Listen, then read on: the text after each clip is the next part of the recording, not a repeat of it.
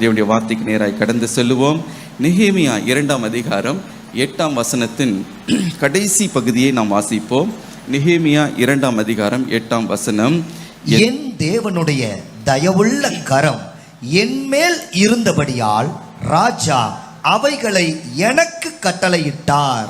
என் தேவனுடைய தயவுள்ள கரம் என் மேல் இருந்தபடியினால் ராஜா அவைகளை எனக்கு கட்டளையிட்டார். ஹல்லேலூயா! இவ்வளவு ஒரு அருமையான ஒரு வார்த்தை பாருங்க. நெகேமியா தேவனுடைய மனிதன், மகிழ்ச்சியோடு இந்த வார்த்தைகளை அவர் சொல்லுகிறார். தேவனுடைய தயவுள்ள கரம் என்னோடு கூட இருந்தபடினால தான் ராஜா இவைகளை எல்லாம் எனக்கு கட்டளையிட்டார். அப்ப தேவனுடைய கரத்தை நம்ம பார்க்கணும். தேவனுடைய கரம் என்றால் என்ன? எனக்கு பிரியமானவர்களே, நம்முடைய வாழ்க்கையில், நம்முடைய விஷயங்களில், தேவனுடைய காரியங்களில் தேவனுடைய கரம் பாருங்க, அது குறுக்கிடும் பொழுது அதுதான் தேவனுடைய கரமாய் இருக்கிறது. when God hand intervenes in your life, தேவன் எப்பொழுது உங்களுடைய வாழ்க்கையில் அவர் குறுக்கிடுகிறாரோ, காரியங்களை மாற்றி அமைக்கிறாரோ, அவருடைய வல்லமை உள்ள கிரியையை அவர் நடப்பிக்கிறாரோ, அதுதான் தேவனுடைய கரம். எனக்கு பிரியமானவர்களே, தேவனுடைய கரம் நம்மோடு கூட இருக்கும் பொழுது சத்துருக்கள் நம்மை பார்த்து நடுங்குவார்கள். ஹல்லேலூயா! சத்துருடைய எல்லா தந்திரங்களும் திட்டங்களும் அழிக்கப்பட்டு போகும். தேவனுடைய கரம் பாருங்க, சில நேரத்தில் வெளியரங்கமாய் நம்முடைய வாழ்க்கையில வெளிப்படையாய் தேவன் தம்முடைய கரத்தின் வல்லமையை அவர் வெளிப்படுத்துகிறார். ஆனால் சில வேளைகளில் கர்த்தருடைய கரம் மறைமுகமாக பின்னணியில் இருந்து சூழ்நிலைகளை மாற்றி, மனிதருடைய தயவை, சந்தர்ப்பங்களை மாற்றி நமக்காக எல்லாவற்றையும் அனுகூலமாய் மாற்றுகிறதையும் நாம் காண முடியும். So the hand of God will either work in your life directly or it will intervene in your life indirectly. ஏதாவது விதத்தில் தேவனுடைய கரம் உங்களுடைய வாழ்க்கையில் கிரியை செய்கிறதை நீங்கள் உணர முடியும். அப்பொழுது நீங்களும் உணர்வீர்கள், உங்களுடைய சத்துருக்களும் உணர்வார்கள், மற்றவர்களும் ஒரு காரியத்தை அறிந்து கொள்வார்கள். தேவனுடைய கரம் உங்களோடு கூட இருக்கிறதை. ஹல்லேலூயா!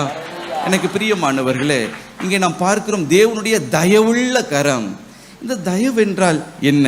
எனக்கு பிரியமானவர்களே, யாராவது மீது நாம் அன்பு, பாசத்தை அதிகமாய் ஒருவர் மீது நாம் வைக்கும் பொழுது அவர்களுக்காக பாருங்க விசேஷித்த விதமாய் அவர்களுக்கு உதவி செய்வோம். அவர்களுக்கு மாத்திர சில ஸ்லாக்கியங்களை, சில காரியங்களை நாம் வழிமுறைக்கு தாண்டி will go out of the way to help them. அவர்களுக்கு நாம் உதவி செய்வோம். ஏன் என்று கேட்பீர்கள் என்றால், அதுதான் அவர்கள் மேலே வைத்திருக்கிற அன்புனால நாம் பாராட்டுகிற அந்த தயவு. ஆம் பிரியமானவர்களே, யார் மேலே தயவு வைக்கிறீர்களோ அவர்களை விசேஷித்த விதமாக, அவர்களுக்கு மாத்திரம் சில ஸ்லாக்கியம், மற்றவர்களுக்கு இல்லாத ஸ்லாக்கியம் அவர்களுக்கு நீங்கள் கொடுப்பீங்க. மற்றவர்களுக்கு செய்யாத உதவியை அவங்களுக்கு நீங்கள் செய்வீங்க. அதுதான் தயவு. எனக்கு பிரியமானவர்களே, உதாரணத்துக்கு 1 சாமுவேல் 1ஆம் அதிகாரம் 5ஆம் வசனத்தை வாசித்து பார்க்கும் பொழுது எல்கானாவை குறித்து நாம் வாசிக்கிறோம். இந்த எல்கானா அன்னாளின் மீது அவன் அன்பு வைத்தானாம். ஆகவே அவளுக்கு மாத்திரம் ரெட்டிப்பான பங்கு கொடுத்தான் என்று நாம் பார்க்கிறோம். எல்கானாவுக்கு 2 மனைவிகள், ஆனால் அன்னாளுக்கு மாத்திரம், அதுதான் அந்த ஃபேவரட், என்னுடைய ஹார்ட் ஃபேவரட் என்று சொல்லுகிறார்களே, அவளுக்கு மாத்திரம் பாருங்க ரெட்டிப்பான பங்கு கொடுத்தாள் என்று நாம் பார்க்கிறோம். அதே போல ஆதியாகமம் 37ஆம் அதிகாரம் 3-5 வசனங்களை வாசித்து பார்க்கும்போது யாக்கோபு அவன் தன்னுடைய மகனாகிய யோசேப்பின் மீது அன்பு வைத்தான் என்று நாம் பார்க்கிறோம். மற்ற மகன்களை பார்க்கிலும், மற்ற குமாரர்களை பார்க்கிலும் அவன் மீது அதிகமாய் அன்பு வைத்ததினாலே பல வருண அங்கியை அவனுக்கு மாத்திரம் உண்டாக்கி அவனுக்கு தர்ப்பித்தான் என்று நாம் பார்க்கிறோம்.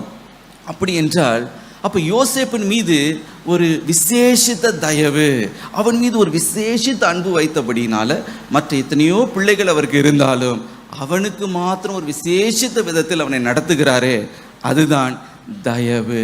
எனக்கு பிரியமானவர்களே, தேவனுடைய தயவுள்ள கரம் அப்படின்னு நீங்கள் சொல்லும் பொழுது தேவன் உங்களுடைய வாழ்க்கையில் குறுக்கிடுகிறதற்கு காரணம் என்னவென்றால், உங்கள் மீது அன்பு வைத்து, உங்கள் மீது தன்னுடைய பாசத்தை வைத்து, உங்களை விசேஷித்தமாய் வித்தியாசமான விதத்துல தம்முடைய வல்லமையை உங்களுடைய வாழ்க்கையில அவர் வெளிப்படுத்துகிறாரே, அதுதான் தேவனுடைய தயவுள்ள கரம். ஹல்லேலூயா. அந்த தயவுள்ள கரம் வரும் பொழுது ராஜாக்களுடைய கண்களில், மனுஷருடைய கண்களில், என் சத்துருக்களுடைய கண்களுக்கு முன்பதாக தேவன் உங்களை மிக மிக மிக அதிகமாய் உயர்த்தி உங்களை கனப்படுத்துவார். உங்களுக்கு கௌரவத்தை ஆண்டவர் கட்டளையிடுவார். ஹல்லேலூயா. ஆகவே இன்றைக்கு நாம் கேட்க போகிறோம், அந்த தயவுள்ள கரம் என் மீது அமர வேண்டும். நெகேமியாவோடு இருந்து கிரியை செய்த அந்த தேவனுடைய தயவுள்ள கரம் என்னுடைய வாழ்க்கையிலும் கிரியை செய்ய வேண்டும் என்று நாம் அதை வாஞ்சிக்கும் பொழுது நிச்சயமா இந்த தயவுள்ள கரம் தேவன் உங்கள் மீது அன்பு பாராட்டி அதை உங்களுக்கு தந்தருளுவார். சரி, போகட்டும். இந்த தயவு எப்பொழுது வரும் தெரியுமா? எனக்கு பிரியமானவர், தேவனுடைய இருதயத்தை நாம் பிரியப்படுத்தும் போது, அவருடைய பாரத்தை நம்முடைய பாரமாய் நாம் ஏற்றுக்கொள்ளும் பொழுது, அவரை நாம் கனம் பண்ணும் பொழுது, முழு மனதோடு அவரை நாம் தேடும் பொழுது, அவரும் என்ன செய்கிறாராம்? அதே அன்பை, அதே பாசத்தை நம்மீது அவர் காண்பிக்கிறார். தேவன் சொன்னார் அல்லவா, என்னை கனம் பண்ணுகிறவர்களை நானும் கனம் பண்ணுவேன். ஹல்லேலூயா. அந்த தயவு எப்படி வருகிறது என்றால், அவரை நாம் கனம் பண்ண வேண்டும், அவருக்கு முக்கியத்துவத்தை கொடுக்க வேண்டும். அவரை முழு மனதோடு நீ தேடுகையில் நீ அவரை கண்டுபிடிப்பாய் என்று வேதத்தில் நாம் வாசிக்கிறோமே. நீ அவரோடு கூட இருந்தால் அவர் உன்னோடு கூட இருப்பார் என்று வேதத்தில் நாம் வாசிக்கிறோமே. அப்பொழுது அவரை நாம் கனம் பண்ணி அவருக்கு முக்கியத்துவம் கொடுத்து, ஆண்டவரே நீர் என்ன செய்ய தீர்மானித்திருக்கிறீர், உம்முடைய இருதய துடிப்பு என்ன ஆண்டவரே, நீர் என்னுடைய ஆண்டவரே நான் என்ன காரியத்தை நிறைவேற்ற வேண்டும் என்று நீர் தீர்மானித்திருக்கிறீர், அதை எனக்கு வெளிப்படுத்தும் என்று நீங்கள் கேட்கும்போது, எனக்கு பிரியமானவர்களே, தேவனுடைய தயவுள்ள கரம் உங்களை அப்படியே மூடி மறைத்து பாதுகாக்கிறது மாத்திரமல்ல, ஜெயமுள்ளவர்களாய் உங்களை மாற்றும். ஹல்லேலூயா. நெகேமியா பாருங்க, முழு மனதோடு தேவனுக்கு பிரியமாய் அவர் வாழ்ந்தார். அவர் சுகபோகமாய் அந்த அரண்மனையில் தன்னுடைய இஷ்டப்படி அவர் வாழ்ந்திருந்திருக்கலாம். ஆனால் அவருடைய பாரம் எல்லாம் தேவ ஜனங்கள் மீது ஒரு பாரம் அவருக்குள்ள இருந்தது. இன்னொரு விதத்தில் சொல்ல போனால், தேவனுடைய இருதய துடிப்பு, அவருடைய பாரம் இந்த நெகேமியாவுடைய பாரமா இருந்ததுனால தான் அவன் என்ன செய்தான்? அந்த பாரத்தை அவன் ஏற்றுக்கொண்டான். இயேசு சொன்னார் அல்லவா, என்னுடைய நுகத்தை நீங்கள் ஏற்றுக்கொள்ளுங்கள் என்று சொன்னாரே. அந்த நுகத்தை நீங்க ஏற்றுக்கொள்ளும் பொழுது தேவனுடைய தயவுள்ள கரம் உங்களுடைய வாழ்க்கையில வெளிப்படுகிறதை நீங்கள் பார்ப்பீர்கள். அந்த பாரம் இருந்ததுனால தான் அவர் 30 நாட்கள் அவர் ஜெபம் பண்ணினார் என்று நாம் பார்க்கிறோம். பாருங்க, அவர் 30 நாட்கள் அவர் ஜெபித்தாராம் இடைவிடாமல். ஆண்டவரே இந்த காரியத்தில் ஒரு அற்புதத்தை செய்தருளும். அந்த பாரத்தை ஏற்றுக்கொண்டார், அந்த நுகத்தை ஏற்றுக்கொண்டார். ஆகவே தேவனுடைய தயவுள்ள கரம் அவருடைய வாழ்க்கையில வெளிப்பட்டது என்று பார்க்கிறோம். எதற்காக அவர் அவ்வளவாய் மன்றாடி ஜெபித்தாராம்? ஒரே ஒரு காரியம்தான், இடிந்து போய் இருக்கிற அந்த எருசலேமின் அந்த அலங்கம் கட்டப்பட வேண்டும். என்னுடைய ஜனங்கள் எத்தனையோ மற்ற ஜாதிகளுக்கு நடுவே அவர்கள் நிந்திக்கப்படுகிறார்கள். மற்ற தேசத்துக்கு முன்பதாக அவர் நிந்திக்கப்படுகிறார்களே, அந்த நிந்தனை மாற வேண்டும் ஆண்டவரே, இந்த அலங்கம் கட்டி எழுப்பப்பட வேண்டும் என்ற ஒரே நோக்கத்தோட, ஒரே ஃபோக்கஸ், ஒரே குறிக்கோளாக வைத்து அவர் இன்டென்சிவாய் 30 நாட்கள் அவர் ஜெபம் பண்ணி கொண்டே இருந்தார். ஹல்லேலூயா. ஏன் இந்த அலங்கம் கட்டப்பட வேண்டும், அதற்காக ஏன் இந்த நெகேமியா இவ்வளவு பிரயாசப்பட வேண்டும் என்று நீங்கள் கேட்பீர்கள் என்றால், இந்த அலங்கம் எதை குறிக்கிறது என்றால் பாதுகாவலை அது குறிக்கிறது. எனக்கு பிரியமானவர்களே, இந்த அலங்கம் இருக்குமே, ஆனால் சத்துரு அவருடைய எல்லைகளுக்குள்ளே பிரவேசித்து அவர்களை கலங்கம் பண்ணவே முடியாது. இரண்டாவதாக, இந்த அலங்கம் எதை குறிக்கிறது என்றால் ஒரு வேறு பிரிக்கப்பட்ட வாழ்க்கையை அது குறிக்கிறதா இருக்கிறது. அலங்கம் இருக்குமே, ஆனால் உலகம் வெளியே வைக்கப்படும். தேவனுடைய ஜனங்கள், பரிசுத்தமுள்ள ஜனங்கள் கர்த்தருக்காக ஒரு வேறு பிரிக்கப்பட்ட வாழ்க்கையை வாழ முடியும். ஆகவே ஒரு வேறு பிரிப்பின் வாழ்க்கை உண்டாக வேண்டும். ஒரு பரிசுத்தத்தை குறிக்கிறதா இருக்கிறது. அது தகர்க்கப்பட்டிருக்கிறதே, அது கட்டி எழுப்பப்பட வேண்டும் என்று. மாத்திரமல்ல, இந்த அலங்கம் எதை குறிக்கிறது என்றால் பலத்தை குறிக்கிறது, கனத்தை குறிக்கிறது. அந்த அலங்கம் இடிக்கப்பட்டிருக்கிறது. அது இடிக்கப்பட்ட அந்த அலங்கமே ஒரு அவமானத்தின் சின்னம், ஒரு தோல்வியின் சின்னம். அவருடைய முற்பிதாக்கள் பாவம் செய்து அவர்கள் சிறுமைப்படுத்தப்பட்ட ஒரு அவமானத்தின் சின்னம், ஒரு நிந்தனையின் சின்னமாக இருக்கிறதுனால நெகேமியா நினைத்தார், இல்லை, இந்த அலங்கம் கட்டப்பட வேண்டும், தேவ ஜனங்கள் பலனடைய வேண்டும், அவருடைய கணம், அவர்களுக்கு மகிமை அவர்களுக்கு கொடுக்கப்பட வேண்டும். ஆகவே இந்த அலங்கம் கட்டப்பட்டு விட்டால் ஒரு பாதுகாவல் வந்துவிடும், ஒரு வேறு பிரிக்கப்பட்ட ஒரு பரிசுத்த வாழ்க்கை உண்டாகிவிடும், ஒரு பலன் உண்டாகும், ஒரு கணம் உண்டாகும் என்பதற்காக நெகேமியா மன்றாடி அவன் ஜெபித்தான் என்று நாம் பார்க்கிறோம். ஹல்லேலூயா. 3 மாதம் ஜெபித்ததற்கு பிறகு தேவனுடைய தயவுள்ள கரம் பலமாய் அவனுடைய வாழ்க்கையில் வெளிப்பட்டதை நாம் பார்க்கிறோம். நேற்றைய தினம் நாம் பார்த்தது போல முதலாவதாக தேவனுடைய தயவுள்ள கரம் என்ன செய்ததாம்? ராஜாவின் கண்களிலே அவனுக்கு தயவு கிடைக்கும்படி செய்தது என்று நாம் பார்க்கிறோம். இந்த ராஜாவின் கவனம் அவனுக்கு முதலாவதாக கிடைத்தது. துக்கமுகமாய் இருக்கிறான் என்பதை அவன் கண்டு விசாரிக்கும்படி செய்தது என்று பார்க்கிறோம். மாத்திரமல்ல, நெகேமியா இருதயத்தில் இருக்கிற அந்த பாரத்தை நெகேமியா வெளிப்படுத்துவதற்கு தேவன் ஒரு தருணத்தை கொடுத்தார். மாத்திரமல்ல, எல்லா விதமான உத்தரவும் அவன் பெற்றுக்கொண்டான், கடிதங்களை பெற்றுக்கொண்டான், ஆத்தரைசேஷனை அவன் பெற்றுக்கொண்டான், அதிகாரங்களை அவன் பெற்றுக்கொண்டான். எல்லா தேசாதிபதிகளும் அவனுக்கு தடை செய்யாதபடிக்கு வழிவிடும்படி அந்த அதிகாரம் அவனுடைய கரத்தில் கொடுக்கப்பட்டது என்று நாம் பார்க்கிறோம். மாத்திரமல்ல, அந்த அலங்கம் கட்டி எழுப்பப்படுவதற்காக எல்லா தேவைகளும் ராஜாவின் வனத்திலிருந்து அவனுக்கு கொடுக்கப்பட்டது, ராஜாவின் பொக்கிஷ சாலையிலிருந்து அவைகள் எல்லாம் அவனுக்கு கொடுக்கப்பட்டது என்று பார்க்கிறோம். அது என்ன? தேவனுடைய தயவுள்ள கரம். மாத்திரமல்ல, எருசலேமுக்கு போய் அவன் சேர்ந்தபோது அவன் தனியாக, அவன் ஒன்றியாக போய் அந்த இடத்தில் அவன் அந்த டெஸ்டினேஷனை அவன் சேர்ந்து அடையவில்லை. அவனோடு கூட சேவர்களும் குதிரை வீரர்களும் கூட வந்தார்கள் என்று பார்க்கிறோம். இதெல்லாம் தேவனுடைய தயவு. இரண்டாவதாக பார்த்தோம், மனுஷருடைய தயவு, அந்த யூதா ஜனங்களுடைய தயவு நெகேமியாவுக்கு மிகவும் தேவைப்பட்டது. ஆகவே அவன் அதுக்காக என்ன செய்தான்? தேவனுடைய பாதத்தில் 3 நாள் அவன் காத்திருந்தான் என்று நாம் பார்க்கிறோம். தேவனுடைய மனதில் என்னென்ன காரியங்களை ஆண்டவர் வைத்திருந்தாரோ அதை தன் மனதிலே வைத்து அவன் காத்திருந்தான். மாத்திரமல்ல, நேரடியாக போய் எல்லாவற்றையும் அவன் பரிசோதித்து பார்த்தான் என்று நாம் பார்க்கிறோம். நகர சோதனை செய்தான் என்று பார்க்கிறோம். நேரடியில் பார்வையிட்டான் என்று நாம் பார்க்கிறோம். அவனுக்கு ஒரு நல்ல புரிந்து கொள்ளுதல் அவனுக்கு கிடைத்தது. இதெல்லாம் பெற்றுக்கொண்ட பிறகுதான் ஜனங்களை பார்த்து ஒரே ஒரு கேள்வியை கேட்டான். நாம் எத்தனை நாட்கள் இந்த எத்தனையோ புறஜாதிகள் மத்தியின் நடுவே நாம் நிந்தனையாய் நாம் இருப்போம்? எழுந்து கட்டுவோம், வாருங்கள் என்று சொன்ன உடனே ஜனங்கள் எல்லாரும் ஏகமாய் அவன் பட்சமாய் சேர்ந்து அவர்கள் சொன்னார்களாம், எழுந்து கட்டுவோம் என்று. எனக்கு பிரியம், இதெல்லாம் தேவனுடைய தயவு. ஆனால் பாருங்க, எப்பொழுது தேவனுடைய வேலையை செய்ய ஆரம்பித்தார்களோ அப்பொழுதுதான் உண்மையான யுத்தமே ஆரம்பிக்கிறது. அப்போதான் உண்மையான போராட்டமே ஆரம்பிக்கிறது. இதுவரைக்கும் எல்லாம் அனுகூலமாய் அருமையாய் நடந்து கொண்டு வந்தது போல இருக்கிறது, எல்லாம் தேவனுடைய கரம் அவனோடு கூட இருந்தது போலவே இருக்கிறது. இப்பொழுது எதிர்ப்பு வருகிறது. நெகேமியா சோர்ந்து போகலை. நிறைய பேர் பாருங்க, ஆண்டவர் காரியங்களை அனுகூலமாய் மாற்றும் போது அவங்க நினைக்கிறாங்க, எந்த உபத்திரமே நமக்கு வரக்கூடாது, எந்த பிரச்சனையும் வரக்கூடாது. ஒரு போராட்டம் வந்துவிட்டால் ஐயோ ஆண்டவர் என்னோடு கூட இல்லை என்று அவங்க கலங்குகிறார்கள். இல்லை பிரியமானவர்களே, ஆண்டவர் உங்களோடு கூட இருக்கும் பொழுது தான் உண்மையிலேயே பெரிய பெரிய போராட்டம்லாம் வரும். ஹல்லேலூயா. ஆனால் தேவனுடைய தயவுள்ள கரம் உங்களோடு கூட இருக்கும்போது சாத்தான் வெட்கப்பட்டு போவான். இப்பொழுது நாம் தியானிக்க போகிற காரியம் என்னவென்றால், தேவனுடைய தயவுள்ள கரம் நெகேமியாவோடு இருந்து சத்துருக்களை எப்படி அவன் மேற்கொண்டான் என்பதை தான் இன்றைக்கு நாம் தியானிக்க போகிறோம். பாருங்க, நெகேமியா சொல்லுகிறார், எழுந்து கட்டுவோம் என்று சொன்ன உடனே இந்த யூதா ஜனங்கள் எல்லாரும் சேர்ந்து சொல்லுகிறார், ஆம் நாம் எழுந்து கட்டுவோம். ஆனால் சத்துருனுடைய அவனுடைய கோரிக்கை, அவனுடைய காரியம் என்ன பாருங்க. நெகேமியா 4ஆம் அதிகாரம் 11ஆம் வசனத்துல சத்துரு என்ன சொன்னான்னா, இந்த வேலையை நாங்கள் ஓய பண்ணுவோம். அதுதான் சத்துருனுடைய சேலஞ்ச்.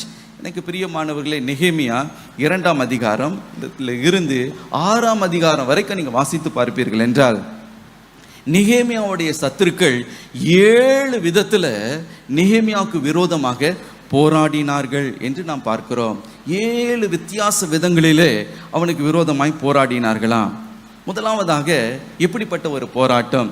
நீங்கள் நெகேமியா 2ஆம் அதிகாரம் 10ஆம் வசனத்தை வாசித்து பார்க்கும் பொழுது அங்கே ஒரு காரியத்தை பார்க்கிறோம். சத்துரு விசனம் அடைந்தான் என்று நாம் பார்க்கிறோம். 10வது வசனத்தை வாசிக்க கேட்போமே.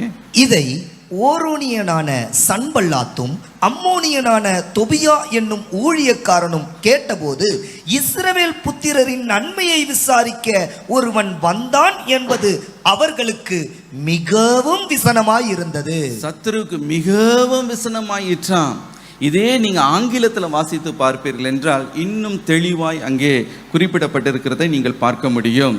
When Sanballat and Horonite and Tobiah the Ammonite, the official, heard it, they were deeply disturbed that a man had come to seek the well-being of the children of Israel. இங்கே நாம் பார்க்கிறோம், they were greatly disturbed. அப்படி என்றால் சத்துரு disturb ஆயிட்டான், அவன் கலங்கி விட்டான்.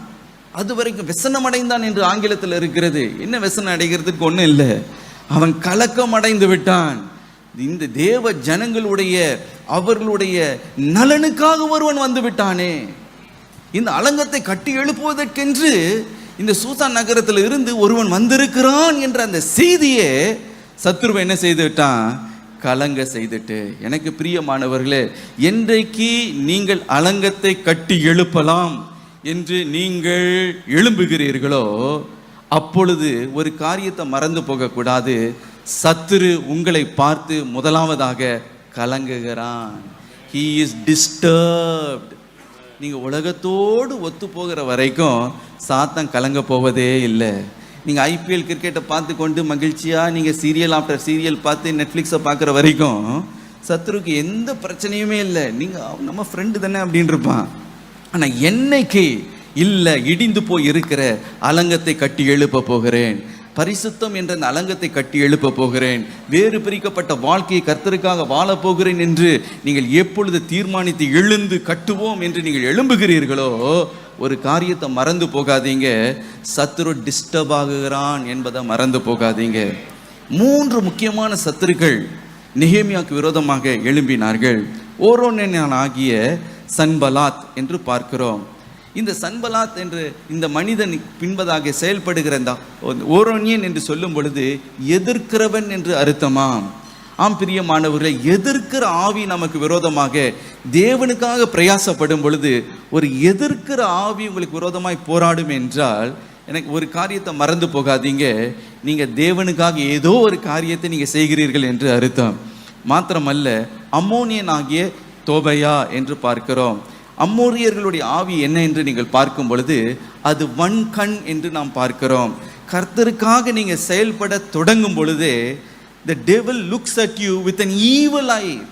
ஒரு வன்கண்ணோடு ஒரு எரிச்சலோடு உங்களை பார்க்கிறான் என்பதை மறந்து போகக்கூடாது. 3ஆவதாக அரேபியன் ஆகிய கெஷெம் என்பவன் எழும்பி நிற்கிறதை நாம் பார்க்கிறோம். அரேபியன் என்று சொல்லும் பொழுது இஸ்மவேலர்களை குறிக்கிறதா இருக்கிறது. ஆதியாகமம் 16ஆம் அதிகாரம் 12ஆம் வசனத்தில் இஸ்மவேலை குறித்து வாசிக்கும் பொழுது அவனுடைய கை ஈசாக்குக்கு விரோதமாக அல்லது வாக்குத்தத்தம் பண்ணப்பட்ட பிள்ளைக்கு விரோதமாக அது எப்பொழுதுமே ஓங்கி இருக்கும் என்று நாம் பார்க்கிறோம். ஆம் பிரியமானவர்களே, இன்றைக்கும் நீங்கள் பார்ப்பீர்கள் என்றால் இந்த பாலஸ்தீனியர்கள் யார் என்று நீங்கள் பார்ப்பீர்கள் என்றால் அவர்கள் வேறு யாரும் அல்ல, இஸ்மவேலர்கள் தான். அவர்கள் அரேபியர்கள், பாலஸ்தீனியர்கள் என்ற பெயரோடு இருக்கிறார்கள். they are none other than the Arabs. அவ்வளவுதான். எனக்கு பிரியமானவர்களே, ஏன் இந்த இஸ்ரவேலர்களுக்கு விரோதமாக அவங்க எழும்பி நிற்கிறார்கள் என்றால் இஸ்ரவேலர்கள் ஈசாக்கின் வாக்குத்தத்தம் பண்ணப்பட்ட பிள்ளைகளின் சந்ததியா இருக்கிறதுனால இந்த இஸ்மவேலின் ஆவி இன்றைக்கும் தேவ ஜனங்களுக்கு விரோதமாக ஓங்கி இருக்கிறது, எதிர்த்து நிற்கிறது, யுத்தம் பண்ணி கொண்டு இருக்கிறது என்று. எனக்கு பிரியமானவர்களே, ஏதோ இஸ்ரவேலர்கள் என்று நினைத்து விடாதீர்கள். நாம் யார் என்பது நாம் அறிந்து கொள்ள வேண்டும். நாம் ஆபிரகாம் உடைய வாக்குத்தத்தம் பண்ணப்பட்ட பிள்ளைகளின் ஆவிக்குரிய சந்ததியாக இருக்கிறோம். ஹல்லேலூயா. நாம் ஆவிக்குரிய இஸ்ரவேலர்களாக இருக்கிறதுனால இன்றைக்கு இந்த இஸ்மவேலின் ஆவி நமக்கு விரோதமாக யுத்தம் பண்ணும்படி கை ஓங்கி இருக்கிறது என்பதை நீங்கள் மறந்து போகக்கூடாது. என்னதான் இந்த ஆவிகள் நமக்கு விரோதமாக போராடினாலும் ஒரு காரியத்தை மறந்து போகாதீங்க, கர்த்தருடைய தயவுள்ள கரம் நம்மோடு கூட ஜெயத்தை கொடுக்கும்படி நம்மோடு என்றும் இருக்கிறது. நமக்காக யுத்தங்களை நடப்பிக்கும்படி சேனைகளின் கர்த்தர் நம் நடுவே இருக்கிறார் என்பதை நாம் மறந்து போகவே கூடாது. ஹல்லேலூயா. ஆகவே ஏதோ மாம்சத்தோடு இரத்தத்தோடு நாம் போராடவில்லை. எபேசியர் 6ஆம் அதிகாரம் 12ஆம் வசனம் சொல்லுகிறது, ஏனெனில் மாம்சத்தோடு இரத்தத்தோடும் அல்ல, துரைத்தனங்களோடும் அதிகாரங்களோடும் இப்பிரபஞ்சத்தின் அந்தகார லோகாதிபதிகளோடும் வான மண்டலத்தில் உள்ள பொல்லாத சேனைகளோடும் நமக்கு போராட்டம் உண்டு. கன்ஃபார்ம்டு உண்டு, இருக்கலாம் எல்லாம் எழுதப்படலை, கன்ஃபார்மாக இருக்கு. ஆகவே எனக்கு பிரியமானவர்களே, அப்படி யுத்தம் வரும்போது நீங்க சோர்ந்து போகாதீங்க.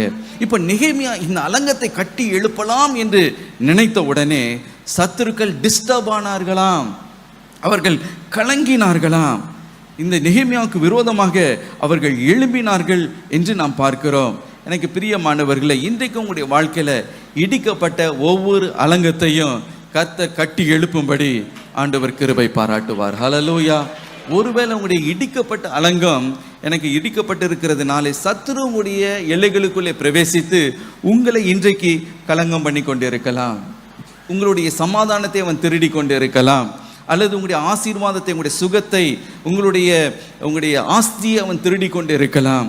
எனக்கு பிரியமானவர்களே, இங்கே நாம் யோபை குறித்து நாம் பார்க்கும்போது அவனை சுற்றிலும் ஒரு பாதுகாவலான ஒரு வேலி இருந்ததாம். அது எடுக்கப்பட்டு போன பொழுது சத்ரு என்ன செய்தானாம், யோபை கலங்கம் பண்ணினான் என்று நாம் பார்க்கிறோம். ஒரே நாளில் எல்லாவற்றையும் அவன் இழந்து போகிற ஒரு சூழ்நிலை. அவனுடைய பிள்ளைகளை இழந்து போனான், ஆஸ்தியை இழந்து போனான், செல்வங்களை இழந்து போனான், எல்லாவற்றையும் இழந்து போனான், சுகத்தை இழந்தான் என்று நாம் பார்க்கிறோம். அதே போல நம்முடைய எல்லைகள், அந்த மதில் சுவர் இடிக்கப்பட்டு இருக்கும் பொழுது சத்துரு நம்முடைய எல்லைகளுக்குள்ளே வந்து நம்முடைய வாழ்க்கையில அவன் கலங்கம் பண்ணுகிறான் என்று பார்க்கிறோம். சத்துரு ஒரே ஒரு காரியத்திற்கு தான் வருகிறான். யோவான் 10:10 படி அவன் திருடவும் கொல்லவும் அழிக்கவுமே வருகிறான். உங்களுடைய வாழ்க்கையில கர்த்தர் உங்களுக்கு கொடுத்த ஆசீர்வாதத்தை, உங்களுடைய அழைப்பை, உங்களுடைய அபிஷேகத்தை திருடி கொண்டு போக வேண்டும். திடீர்னு உங்களுக்கு விரோதமாக சில போராட்டங்களை, பிரச்சனைகளை கொண்டு வர வேண்டும். இதற்காக தான் சத்துரு வருகிறான். ஆகவே தான் உங்களுடைய வாழ்க்கையில் இருக்கிற அலங்கங்கள் கட்டி எழுப்பப்பட வேண்டும். மாத்திரம் வேறு பிரிக்கப்பட்ட வாழ்க்கை, ஒருவேளை அது இடிந்து போய் கிடக்கலாம். எனக்கு பிரியமான பரிசுத்தமாக வாழ முடியலை, உலகத்தோடு ஒத்து போகிற ஒரு வாழ்க்கை இருக்கலாம். எனக்கு பிரியமானவர்களே, அந்த அலங்கம், இந்த ஜெபம் என்ற அந்த அலங்கம் கட்டி எழுப்பப்பட வேண்டும். இன்றைக்கு ஒருவேளை உங்களுடைய வாழ்க்கையில் பழைய தோல்விகளை இன்றைக்கு சத்துரு உங்களுக்கு காண்பித்து அதையே காண்பித்து நொந்து போகும்படி செய்து அவமானத்திற்குள்ளே உங்களை நடத்தி கொண்டு இருக்கலாம். அது இடிக்கப்பட்ட ஒரு அலங்கமாக இருக்கிறது. எனக்கு பிரியமானவர்களே, அது கட்டி எழுப்பப்பட வேண்டும். அதற்காக நீங்கள் எழும்பும் பொழுது சத்துரு டிஸ்டர்ப் ஆகுகிறான் என்று நாம் பார்க்கிறோம். ஆனால் தேவன் உங்களோடு கூட இருந்து அவருடைய தயவுள்ள கரம் உங்களோடு கூட இருக்கிறபடியினாலே நீங்கள் ஜெயம் கொள்ள போகிறீர்கள். ஹல்லேலூயா, ஹல்லேலூயா. முதலாவது விதத்தில் சத்துரு போராடுகிற விதம் என்னவென்றால் அவன் டிஸ்டர்ப் ஆகுகிறான். இரண்டாவதாக சத்துரு செய்கிற காரியம் என்னவென்றால் அவன் பரிகாசம் பண்ணுகிறானாம். நெகேமியா 2ஆம் அதிகாரம் 19ஆம் வசனம். அதற்கு நான் மறுமொழியாக,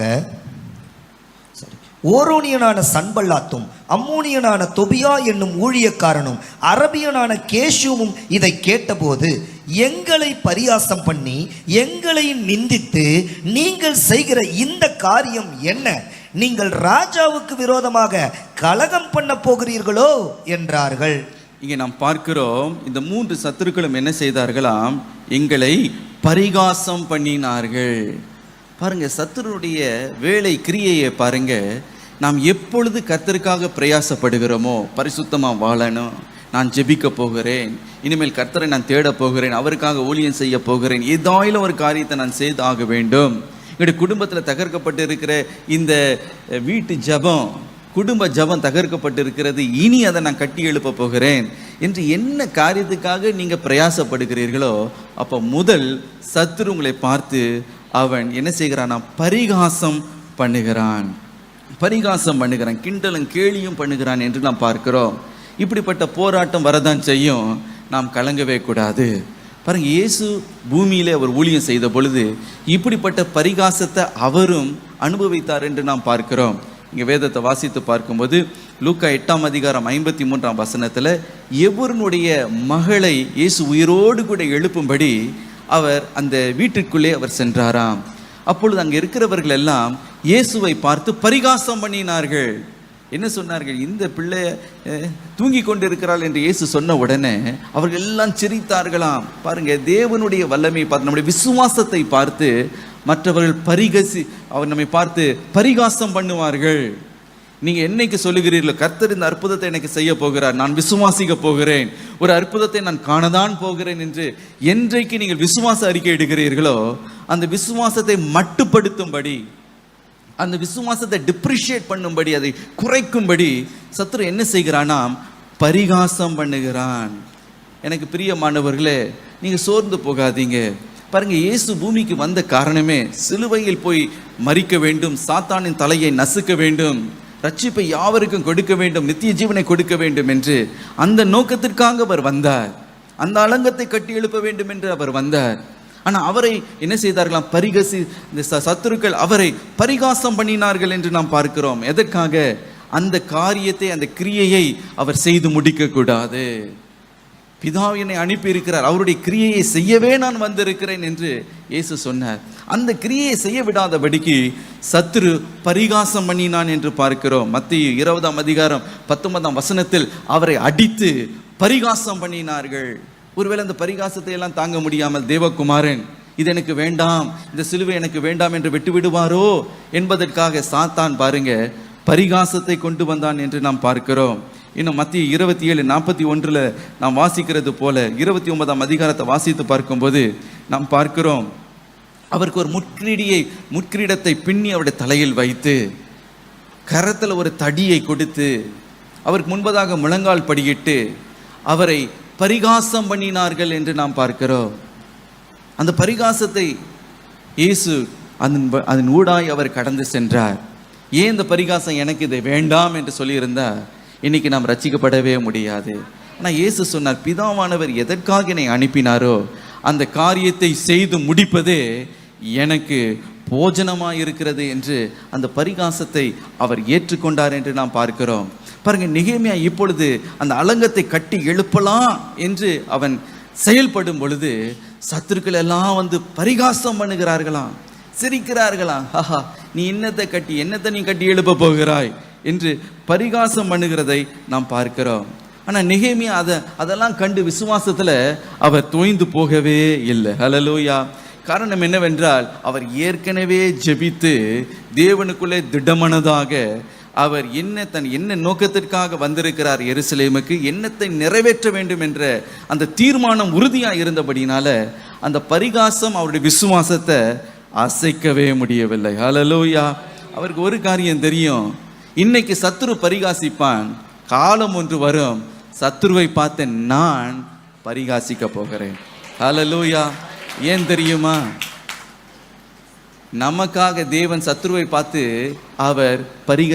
அவர் பரிகாசம் பண்ணுவார் என்று நீங்கள் சங்கீதம் 2ஆம் அதிகாரம் 4ஆம் வசனத்தில் நீங்க வாசிக்க முடியும். வாசிப்போமே. பரலோகத்தில் வீற்றிருக்கிறவர் நகைப்பார், ஆண்டவர் அவர்களை இகழுவார். பரலோகத்தில் வீற்றிருக்கிறவர் நகைப்பாராம். ஹல்லேலூயா. சத்துரு நம்மை பார்த்து நகைத்து நம்மை கேவலப்படுத்த நினைக்கும் பொழுது ஒருவர் சத்துருவை பார்த்து என்ன செய்கிறாராம்? அவர் நகைப்பார். ஹல்லேலூயா. என்னுடைய பிள்ளையை நீ கேவலப்படுத்தணும்னு பார்க்கிறியா? என்னுடைய மகளை நீ கேவலப்படுத்தணும்னு பார்க்கிறியா? பரிகசித்து அவங்களுடைய விசுவாசத்தை குறைந்து போகும்படி நீ செய்ய வேண்டும் என்று நீ முயற்சி செய்கிறாயா என்று சிங்காசனத்தில் வீற்றிருக்கிறவர் நம்முடைய சத்துருக்களை பார்த்து அவர் பரிகாசம் பண்ணுவார். ஹல்லேலூயா. தாவீதுக்கு விரோதமா எத்தனையோ சத்துருக்கள் விதவிதமா அவனுக்கு விரோதமா வந்தாங்க.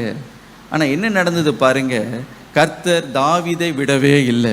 சங்கீதம் 30:1 அவர் சொல்லுகிறார், கர்த்தாவே என் சத்துருக்கள் என்னை மேற்கொண்டு மகிழ விடாமல் நீர் என்னை கை தூக்கி எடுத்தபடினாலே நான் உம்மை போற்றுவேன் என்று. சத்துருக்கு அவனுக்கு விரோதமாக வந்து அவனை பரிகசித்தார்களாம், கேவலமாய் பேசினார்கள்.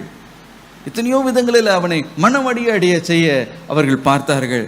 அவர் சொல்லுகிறார், தேவனுடைய கரம் என்னை கை தூக்கி எடுத்தபடினால சத்துருக்கள் என்னை மேற்கொண்டு மகிழ விடல. ஏனென்றால் சிங்காசனத்தில் வீற்றிருக்கிறவர் ஏன் சத்துருவை பார்த்து அவர் நகைப்பார். ஹல்லேலூயா. எனக்கு பிரியமானவர்கள் எத்தனையோ கிண்டல் கேலி எல்லாம் பண்ணாங்க.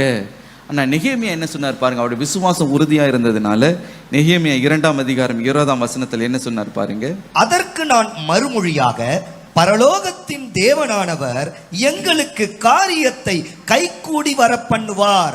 அவருடைய ஊழியக்காரராகிய நாங்கள் எழுந்து கட்டுவோம். உங்களுக்கோவென்றால் எருசலேமிலே பங்கும் இல்லை, பாத்தியமும் இல்லை, உங்கள் பேர் விளங்க ஒன்றும் இல்லை என்று அவர்களுடனே சொன்னேன். ஹல்லேலூயா. இங்க சொல்லுங்க, பரலோகத்தின் தேவன் எங்களுக்கு காரியத்தை கைகூடி வர பண்ணுவார். அவருடைய ஊழியக்காரர்களாகிய நாங்கள் எழுந்து கட்டுவோம். இதுதான் விசுவாச அறிக்கை. விசுவாச சோர்ந்து போகும்படி சாத்தான் என்ன செய்கிறான் என்றால் பரிகாசம் பண்ணுகிறான், ஆஹான்றான். ஆனா இங்கே நெகேமியா என்ன சொல்கிறார் பாருங்க, நீ என்ன வேணா சிரிச்சிட்டு போ, காலம் ஒன்று வர நான் சிரிக்க போறேன், நீ அழ போற, நீ எவ்வளவு வேணா ஓஹோன்னு சிரிச்சுக்கிட்டு போ, எங்களுடைய தேவன் காரியத்தை கைகூடி வர பண்ணுவார். நான் தனியா இல்லை, நான் திக்கற்றவனா இல்லை, நான் சாதாரணமானவன் அல்ல, எனக்கு பின்பதாக தேவனுடைய தயவுள்ள கரம் என்னோடு இருக்கிறபடினாலே நான் ஜெயம் கொள்ளுவேன். ஹல்லேலூயா. ஆகவே நீ என்ன சிரிச்சாலும் சிரிச்சுக்கிட்டு போ, நாங்கள் இந்த காரியத்தில் நாங்கள் ஈடுபட்டு நாங்கள் எழுந்து கட்டுவோம். ஹல்லேலூயா. ஆகவே இன்றைக்கு என்னதான் பரிகாசம் வந்தாலும் நீங்க ஒரு காரியத்தை மறந்து போக, வீட்டிலேயே உங்களை பரிகாசம் பண்ணுகிறவங்க இருப்பாங்க. என்ன நீ ஜெபம் பண்ணி என்னத்தை நீ செய்த, என்னத்தை நீ சாதித்தாய், என்ன ஊழியத்தை நீ பண்ணுகிற, என்ன மற்றவங்களுக்கெல்லாம் நீ போய் ஜெபம் பண்ணுகிற, நீ மற்றவங்களுக்கு போய் ட்ராக்ஸ் கொடுக்கிற, உனக்கு என்ன தகுதி இருக்கு, இப்படி மற்றவங்களை பார்த்து கேவலமா பரிகாசம் பண்ணலாம். ஆனா கவலைப்படாதீங்க, உனக்காக தேவன் காரியத்தை கைகூடி வரும்படி அவர் செய்கிறார். ஆகவே இந்த நல்ல காரியத்திற்காக கரத்தை திடப்படுத்திக் கொள்ளுங்க. ஹல்லேலூயா. அவர் ஜெயத்தை கொடுப்பேன்னு சொல்லிட்டாரு, அதுக்கு பிறகு நீங்க ஏன் பயப்படணும்? நான் கட்டி எழுப்புவேன், இந்த ஊழியத்தை நான் நிறைவேற்ற போகிறேன், எங்க வீட்டுல என்னுடைய குடும்பத்துல இடிக்கப்பட்டு இருக்கிற அலங்கத்தை நான் கட்டி எழுப்ப போகிறேன், கர்த்தர் இந்த காரியத்தை கைகூடி வர செய்வார், நாங்கள் எழுந்து கட்டுவோம். ஹல்லேலூயா. ஜெயம் ஏற்கனவே விசுவாச அறிக்கையை அவர் செய்து விட்டார். ஹல்லேலூயா. அதான் நெகேமியாவுடைய விசுவாச அறிக்கை. மூன்றாவதாக பாருங்க, சத்ரு எப்படி அவன் போராடுகிறான். அவனுடைய கோபத்தை பார்க்கிறோம், அவனுடைய எரிச்சலை நாம் பார்க்கிறோம். நெகேமியா 4ஆம் அதிகாரம் 1ஆம் வசனம். நாங்கள் அலங்கத்தை கட்டுகிற செய்தியை சன்பல்லாத் கேட்டபோது அவன் கோபித்து எரிச்சல் அடைந்து யூதரை சக்கந்தம் பண்ணி. இங்க நாம் பார்க்கிறோம், அவன் என்ன செய்தானாம், அலங்கம் கட்டி எழும்புகிற அந்த செய்தியை கேட்ட உடனே அவன் கோபித்து எரிச்சல் அடைந்து. எனக்கு பிரியமானவர்களே, இதை நிச்சயமாகவே உங்களுடைய ஆவிக்குரிய வாழ்க்கையில, ஆவிக்குரிய யுத்தத்துல நீங்கள் சந்தித்து தான் ஆக வேண்டும். எப்பொழுது கர்த்தருக்காக செயல்படுகிறீர்களோ, எப்பொழுது கர்த்தருக்காக பிரயாசப்படுகிறீர்களோ, அலங்கத்தை கட்டி எழுப்புவேன் என்று உறுதியாய் நிற்கிறீர்களோ, அப்பொழுது என்ன நடக்குமா, சத்துருனுடைய எரிச்சல், அவனுடைய கோபம் உங்களுக்கு விரோதமாக எழும்பும் என்பதில் எவ்வித சந்தேகமும் இல்லை. அடைக்கப்பட்டு எல்லாம் அந்த அலங்கத்தில் இருக்கிற எல்லா திறப்புகளும் அடைக்கப்பட்டு வருகிறது என்று சத்துரு கேட்ட உடனே அவன் எரிச்சலோடு கூட அவன் எழும்புவான். அப்பொழுது நம்ம என்ன செய்யணும்னா, கலங்கி போகக்கூடாது. ஒரு பிரதர் சொன்னார், இப்போது அவர் பார்ட் டைம் அவர் ஊழியம் செய்வார். அவர் என்ன செய்வார்னா, இந்த சாட்டர்டே சண்டே வரும் பொழுது ஆலயத்துக்கெல்லாம் போய் விட்ட பிறகு அவர் ட்ராக்ஸ் ஊழியம் செய்வார். மாதத்தில் ஒரு தடவை இந்த கிராம ஊழியத்திலலாம் ரொம்ப ஈடுபடுவார். ஒரு காரியத்தை தன்னுடைய வாழ்க்கையில் அவர் அனுபவித்ததை இவர் சொன்னார். என்னவென்றால், அவர் சொன்னார், எப்போல்லாம் கர்த்தருக்காக பிரயாசப்பட்டு நான் ரொம்ப ஓடுகிறேனோ, கர்த்தருக்காக ஊழியம் செய்கிறேனோ, அப்பொழுது சத்துருடைய எரிச்சல் எனக்கு விரோதமாக எழும்புகிறத என்னால் உணர முடிகிறது. எப்படி என்று கேட்டால் அவர் சொன்னார், எப்போ நல்ல ஊழியத்தை நிறைவேற்றி விட்டு நான் வீட்டுக்கு வருகிறேனோ, ஏதாவது ஒரு போராட்டம், ஒரு பிரச்சனை காத்து கொண்டு தான் இருக்கும். அப்போ தான் பக்கத்து வீட்டுக்காரன் ஏதாவது ஒரு பிரச்சனையை கொண்டு வருவான், குடும்பத்தில் ஏதாவது ஒரு பெரிய போராட்டம் உண்டாகும். ஏன் இப்படி நடக்கிறது என்று அவருக்குள்ளேயே ஒரு கலக்கமாம். அவர் சொல்லுவார், நான் அடுத்த நாள் ஆஃபீஸுக்கு நான் போவேன், அது வரைக்கும் நல்லா என்னோடு கூட இருந்தவங்கெல்லாம் எரிச்சல் அடைகிறத நான் பார்ப்பேன், பாசன் அப்படியே கடிந்து கொள்ளுகிறத பார்ப்பேன், சின்ன சின்ன காரியத்தை பெருசுப்படுத்துகிறத நான் பார்ப்பேன். ஆனால் அதே நேரத்தில் எப்பொழுது நான் ஊழியம் செய்யலையோ, எப்பொழுது நான் ரொம்ப உல்லாசமாக ரொம்ப ரிலாக்ஸ்டாக ஊழியம் செய்யாமல் வீட்டில் உட்காந்து ஐபிஎல் பார்த்துக்கிட்டு இருக்கிறேனோ, அப்போது எந்த பிரச்சனையும் வராது, எல்லாம் ரொம்ப மகிழ்ச்சியாக இருக்கிறது போல இருக்கும். ஆனால் என்னைக்கு ஆண்டவரே நான் பரிசுத்தமாக வாழணும், ஆண்டவரே இன்னும் நான் அறியணும், ஆவியின் வரங்களை நான் பெற்றுக்கொள்ளணுமே, இதற்காக நான் பிரயாசப்பட்டு நான் ஜெபிக்க போகிறேன், ஆண்டவரே இவர்களுக்கு குடும்பத்தில் இருக்கிறவர் ரட்சிக்கப்பட வேண்டுமே, எதற்காக முழங்கால் படியிட்டு அவர்கள் ஜெபித்து அல்லது ஊழியத்தில் அவங்க செயல்பட்டாரோ அப்பொழுதெல்லாம் அந்த எரிச்சல், சத்துருடைய எரிச்சல், போராட்டம் அவர் சோர்வடைய செய்கிறதற்கு வருகிறத நான் உணர்ந்திருக்கிறேன் என்று அவர் சொன்னார். ஒரு தாயார் சொன்னாங்க, பாருங்க, பல நாட்களாக எங்கள் வீட்டில் குடும்ப ஜெபமே இல்லை, எனக்குள்ள ரொம்ப உணர்த்தப்பட்டேன், இந்த காரியத்தை நம்ம மீண்டும் கட்டி எழுப்ப வேண்டும் என்பதற்காக. அவர் சொன்னாங்க, எப்பொழுது ஜெபிக்கலாம், எல்லாம் கூடி வந்து ஜெபிப்போம் என்று சொன்னார்களோ அப்பொழுதுதான் அவருடைய முதல் மகள் அப்படியே கோபத்தோடு எரிச்சலோடு முரட்டாட்டனம் பண்ணுவாளாம். அப்படியே கண்ணெல்லாம் அப்படியே கண் வைத்துக்கொண்டு, இன்னத்துக்கு நம்ம ஜெபம் பண்ணோம், எனக்கு நிறைய ஹோம்ஒர்க் இருக்கு, அது இருக்கு, நான் செய்ய முடியாது அப்படின்னு. அது வரைக்கும் ரொம்ப ஸ்வீட்டாக இருக்கிற அந்த பிள்ளை ஜெபிக்கலாம் அப்படின்ட்டா அவளுக்குள்ள அந்த என்ன ஆயிடுச்சு, அந்த எரிச்சல். எனக்கு பிரியமானவர்களே, அது எப்படின்னா ஒரு குளவி கூட்டை கலப்பி விட்டது போல. நீங்கள் என்னைக்கு நீங்கள் ஜெபிக்கிறீங்களோ அப்போது சாத்தானுடைய எரிச்சல், அவனுடைய கோபம் உங்களுக்கு விரோதமாக எழும்பி வருகிறதை நீங்கள் உணர முடியும். ஒரு விஷயம், என்னுடைய தகப்பனாரோட பல வருஷங்களுக்கு முன்பதாக பெங்களூரில் ஒரு பெரிய மீட்டிங் நடந்தது. அதற்காக என்னுடைய தகப்பனார் பாருங்கள் 3 நாள் உபவாசித்து ஜெபித்து அதற்காக காத்திருந்து ரொம்ப பிரயாசப்பட்டார். அந்த கூட்டங்களுக்கு என்னையும் அழைத்து சென்றார், நானும் போயிருந்தேன். அப்போ ஊழியெல்லாம் செய்யலை, சும்மா நான் கூட போனேன். அப்போது இவர் பட்ட பிரயாசத்தெல்லாம் நான் பார்த்தேன், எவ்வளோ ஜெபித்தார், எவ்வளோ பிரயாசப்பட்டார். அன்றைக்கு அந்த பெங்களூர் கூட்டத்தில் பார்த்தீங்கன்னா அவ்வளவு அற்புதங்களை ஆண்டவர் செய்தார். கட்டிகள் அப்படியே உடைந்து கீழே விழுந்து அந்த கட்டியோடெல்லாம் வந்து அவங்க சாட்சி சொன்னாங்க, ஆண்டவர் எங்களுக்கு விடுதலை சுகத்தை கொடுத்தார் என்று. அவ்வளோ பலத்த அற்புதங்கள், ரொம்ப மகிழ்ச்சி. நாங்கள் ட்ரெயினில் திரும்பி வருகிறோம் சென்னைக்கு. நான் மெதுவாக எங்கள் அப்பாவை பார்த்து சொன்னேன், அப்பா நீங்கள் ரொம்ப ரிலாக்ஸ்டாக இருப்பீங்க டேடி, ஏன்னா ஊழியத்தை முடிச்சிட்டிங்களே, இதுக்காக எவ்வளவோ பிரயாசப்பட்டீங்க, இப்போ ஜெயமாக முடிச்சாச்சு, ரொம்ப சந்தோஷம் இல்லை அப்படின்னு சொன்னேன். அவர் சொன்னார், இல்லை, நான் சொன்னேன் நீங்கள் ரிலாக்ஸ்டாக இருக்கலாம் டேடி, இதுக்கு ரொம்ப நீங்கள் கஷ்டப்பட்டீங்க. ஆனால் அவர் என்ன தெரியுமா சொன்னார், இப்போ தான் நான் ரிலாக்ஸ்டாகவே இருக்க முடியாது, ஏன்னா எதிரினுடைய எல்லையில் போய் தாண்டி போய் அங்கே அவனை போய் என்ன பண்ணிட்டோம், தாக்கிட்டோம். எப்பவுமே ஒரு தாக்குதல் இருந்தால் கவுண்டர் அட்டாக் ஒன்று இருக்கும். ஆகவே இப்போ தான் நான் ரொம்ப ஜாக்கிரதையாக இருக்கணும். அவர் சொன்ன ஒரு காரியம், ஊழியத்தில் நான் கண்ட ஒரு காரியம் என்னென்னா, எப்போல்லாம் நல்ல ஊழியத்தை நிறைவேற்றிட்டு வருகிறேனோ அப்போ தான் பெரிய சோதனை காத்து கொண்டு இருக்கும், பெரிய போராட்டம் காத்து கொண்டு இருக்கும். நான் நினைத்தேன், என்ன இது புது கதையாக இருக்குது அப்படின்னு. ஆனால் பாருங்கள், அவர் சொன்னது போலவே அன்னைக்கு நாங்கள் வருகிறோம், எல்லாம் அனுகூலமாக இருக்கிறது போல் இருக்குது. திடீர்னு நீங்கள் காரை வந்து இன்னொரு கார் வந்து ஓங்கி இடிச்சு ஒரு பெரிய ஒரு ஆக்சிடெண்ட். எனக்கு பிரியமானவர்களே, அதான் சாத்தானுடைய எரிச்சல். இப்படி சாத்தான் நமக்கு விரோதமாக கோபத்தோடு எழும்பி வருகிறான் என்று நீங்கள் வெளிப்படுத்தின விசேஷம் 12ஆம் அதிகாரம் 12ஆம் வசனத்தில் நாம் வாசிக்கிறோம். அவனுக்கு கொஞ்ச காலம்தான் இருக்கிறது என்பதை அவன் உணர்ந்து என்ன செய்கிறானாம், மிகுந்த கோபத்தோடு உங்களிடத்தில் அவன் வருகிறான் என்று. ஆனால் நாம் ஒரு காரியத்தை குறித்து பயப்படக்கூடாது. அவன் கோபப்படலாம், ஆனால் அவன் ஜெயிக்க போவதில்லை. ஹல்லேலூயா. அவன் அக்கினி ஆஸ்திரங்களை எய்தாலும் அதை அவித்து போடுகிற வல்லமையை, திராணியை, பலத்தை நமக்கு தேவன் கொடுத்திருக்கிறார். ஆவியானவர் நம்மோடு கூட இருந்து யுத்தம் பண்ணும்படி, அவர் நமக்காக கொடியேற்றும்படி அவர் நம்மோடு கூட இருக்கிறபடினாலே, என்னதான் அந்த சன்பலாத், என்னதான் அந்த தோபையா, அவங்க எரிஞ்சு வயிறு எரிஞ்சு அவங்களுக்கு அல்சரை தான் வரும் வர நம்ம அதை பாதிக்க போவதில்லை. ஹல்லேலூயா, ஹல்லேலூயா. 4ஆவதாக பாருங்க, சத்துருனுடைய நிந்தனையை நாம் பார்க்கிறோம். பரிகாசம் மாத்திரம் இல்லை, நிந்தனை அப்படின்னா கேவலப்படுத்தி பேசுகிறது. நெகேமியா 4ஆம் அதிகாரம் 2-3 வசனங்களை வாசிப்போம். அந்த அற்பமான யூதர் செய்கிறது என்ன? அவர்களுக்கு இடம் கொடுக்கப்படுமோ? பலியிடுவார்களோ? ஒரு நாளிலே முடித்து போடுவார்களோ? சுட்டெரித்து போடப்பட்டு மண்மேடுகளான கற்களுக்கு உயிர் கொடுப்பார்களோ என்று தன் சகோதரருக்கும் சமாரியாவின் சேனைக்கும் முன்பாக சொன்னான். அப்பொழுது அம்மோனியனாகிய தொபியா அவன் பக்கத்தில் நின்று, அவர்கள் கட்டினாலும் என்ன, ஒரு நரி ஏறி போனால் அவர்களுடைய கல்மதில் இடிந்து போகும் என்றார். இங்கே பாருங்கள், நிந்தனையை நாம் பார்க்கிறோம். என்ன செய்தார்களாம்? சத்துருக்கள் நெகேமியாவையும் அந்த யூதா ஜனங்களையும் மனமடிவடைய செய்கிறதுக்கு நிந்தித்தார்கள் என்று நாம் பார்க்கிறோம். அவர்களை பார்த்து என்ன சொல்லி கூப்பிட்டார்களாம்?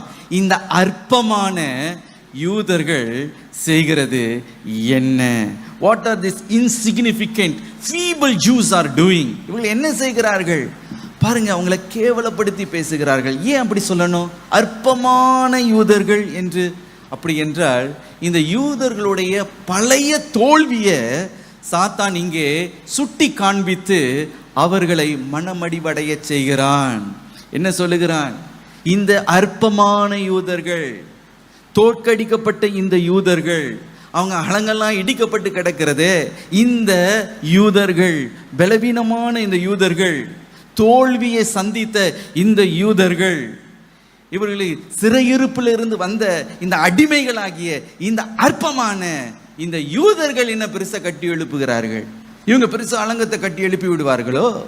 இந்த மண்மேடெல்லாம் அவங்க அந்த எரிக்கப்பட்ட கற்களை எல்லாம் உயிர் கொடுத்து விடுவார்களோ?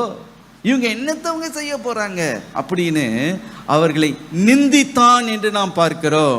நீங்க என்றைக்கு கர்த்தருக்காக செயல்பட வேண்டும், அவருக்காக அலங்கத்தை கட்டி எழுப்ப வேண்டும், கர்த்தர் உங்களுக்கு கொடுத்த ஊழியத்தை நிறைவேற்ற வேண்டும் என்று எப்பொழுது நீங்கள் முழு பலத்தோடு நீங்கள் செயல்படுகிறீர்களோ, தீவிரமாய் செயல்படுகிறீர்களோ, அப்பொழுது சத்ரு என்ன செய்வானா, பழைய காரியத்தெல்லாம் நினைப்பூட்டி உள்ள மனம் மடிவடைய செய்வான். நீயா கட்டுற அற்பமானவன், நீ கேவலமானவன், இந்த உலகத்திலே கேவலமான ஒரு மனுஷன் பண்ண நீ தான் அது அப்படின்பா. நீ கட்டி என்ன, நீ ஜெபம் பண்ண போகிறாயா? உன்னுடைய ஜெபம் இந்த கூரையை கூட தாண்டாது, உனக்கு தெரியுமா? உனக்கு என்ன தகுதி இருக்குது? நீ என்ன ஜெபிக்கிற? அற்பமானவனே என்று சொல்லுவான். பழைய தோல்வியெல்லாம் காண்பிப்பான். உன் வாழ்க்கையே இடிந்து போன நிலைமையில கிடக்குது. நீ என்னத்தை கிழிக்க போகிறாய், நீ என்னத்தை சாதிக்க போகிறாய் என்று உங்களை அவமானப்படுத்துவான். பழைய தோல்விகளை காண்பிப்பான். பாரு, இந்த பாவத்தில் நீ விழுந்து போனாயே, உன்னால் நிற்க முடியலையே, நீ ஒரு ஊழியத்தை செய்ய போறியா? அதெல்லாம் நிற்காது. நீ கட்ட போறியா? நீ பலியிட போகிறாயா? உன்னால் ஒன்றும் செய்ய முடியாது. நீ அற்பமானவன், நீ அற்பமானவள், உன்னால் இதை சாதிக்க முடியாது என்று உங்களுடைய பழைய தோல்வியை அவன் சுட்டி காண்பித்து கொண்டே இருப்பான். எனக்கு பிரியமானவர்களே, அதெல்லாம் உதறி தள்ளுங்க. ஹல்லேலூயா. அதெல்லாம் உதறி தள்ளுங்க. நம்முடைய தேவன் நம்முடைய பாவங்களை எல்லாம் மன்னித்திருக்கிறார். அவர் நம்மை தகுதிப்படுத்துகிறவர். அவருடைய ரத்தத்தாலே நாம் கழுவப்பட்டு இருக்கிறோம். உன்னதமான தேவனே நமக்கு துணையாக நமக்கு ஜெயத்தை கொடுக்கும் பொழுது, அவருடைய தயவுள்ள கரம் நம்மோடு கூட இருக்கும் பொழுது, சத்ரு என்ன நிந்தித்தால் என்ன, காலம் வரும், கர்த்தர் நம்மை கனம் பண்ண போகிறார், உயர்த்த போகிறார். ஹல்லேலூயா. இன்னும் பாருங்க எப்படிலாம் நிந்திக்கிறாங்க பாருங்க. தோபியா என்ன சொன்னானா, இவர்களுடைய கட்டினால் தான் என்ன, இவங்க கட்டி எழுப்பிட்டா என்ன பெருசா கட்டி எழுப்பிட போறாங்க? ஒரு நரி அது மேல அவங்க கல் மதில் சோறு மேல அப்படி குதிச்சு குடுக்குன்னு ஓடினா கூட இவங்க ரொம்ப கஷ்டப்பட்டு கட்டுற இந்த மதில் சுவர் கல் சுவர் அப்படியே சரிந்து இடிந்து விழும். கட்டுனா தான் என்ன? இப்போ சொல்லுவாங்க, என்னதான் நீ பெருசா ஊழியம் செய்து தான் என்ன? அப்படியே ஒரு ஜெயம் வந்தாலும் அதை கேவலப்படுத்தி அதை டிஸ்கிரெடிட் பண்ணுவார்கள். என்னத்தை சாதிச்சுட்ட நீ, என்னத்தை கிழிச்ச நீ அப்படின்னு. அப்படியே அதெல்லாம் நிற்காது, உன் ஊழியெல்லாம் நிற்காது. நீ இப்போ 10 நாளைக்கு மேலே பரிசுத்தமெல்லாம் வாழ முடியாது, பாரு நீ விழ போற அப்படின்னு சொல்லுவான் சாத்தான். எனக்கு பிரியமானவர்களே, இப்படிப்பட்ட நிந்தனையெல்லாம் உங்களுடைய வாழ்க்கையில் அவன் கொண்டு வரலாம். நீ வேஸ்ட், நீ கைக்கூடி செய்கிறது கைக்கூடி வராது, அப்படி செய்தாலும் அது நிலை நிற்காது என்று உங்களை அவமானப்படுத்தலாம். எனக்கு பிரியமானவர்களே, அதை கண்டு பயந்து போகாதீங்க.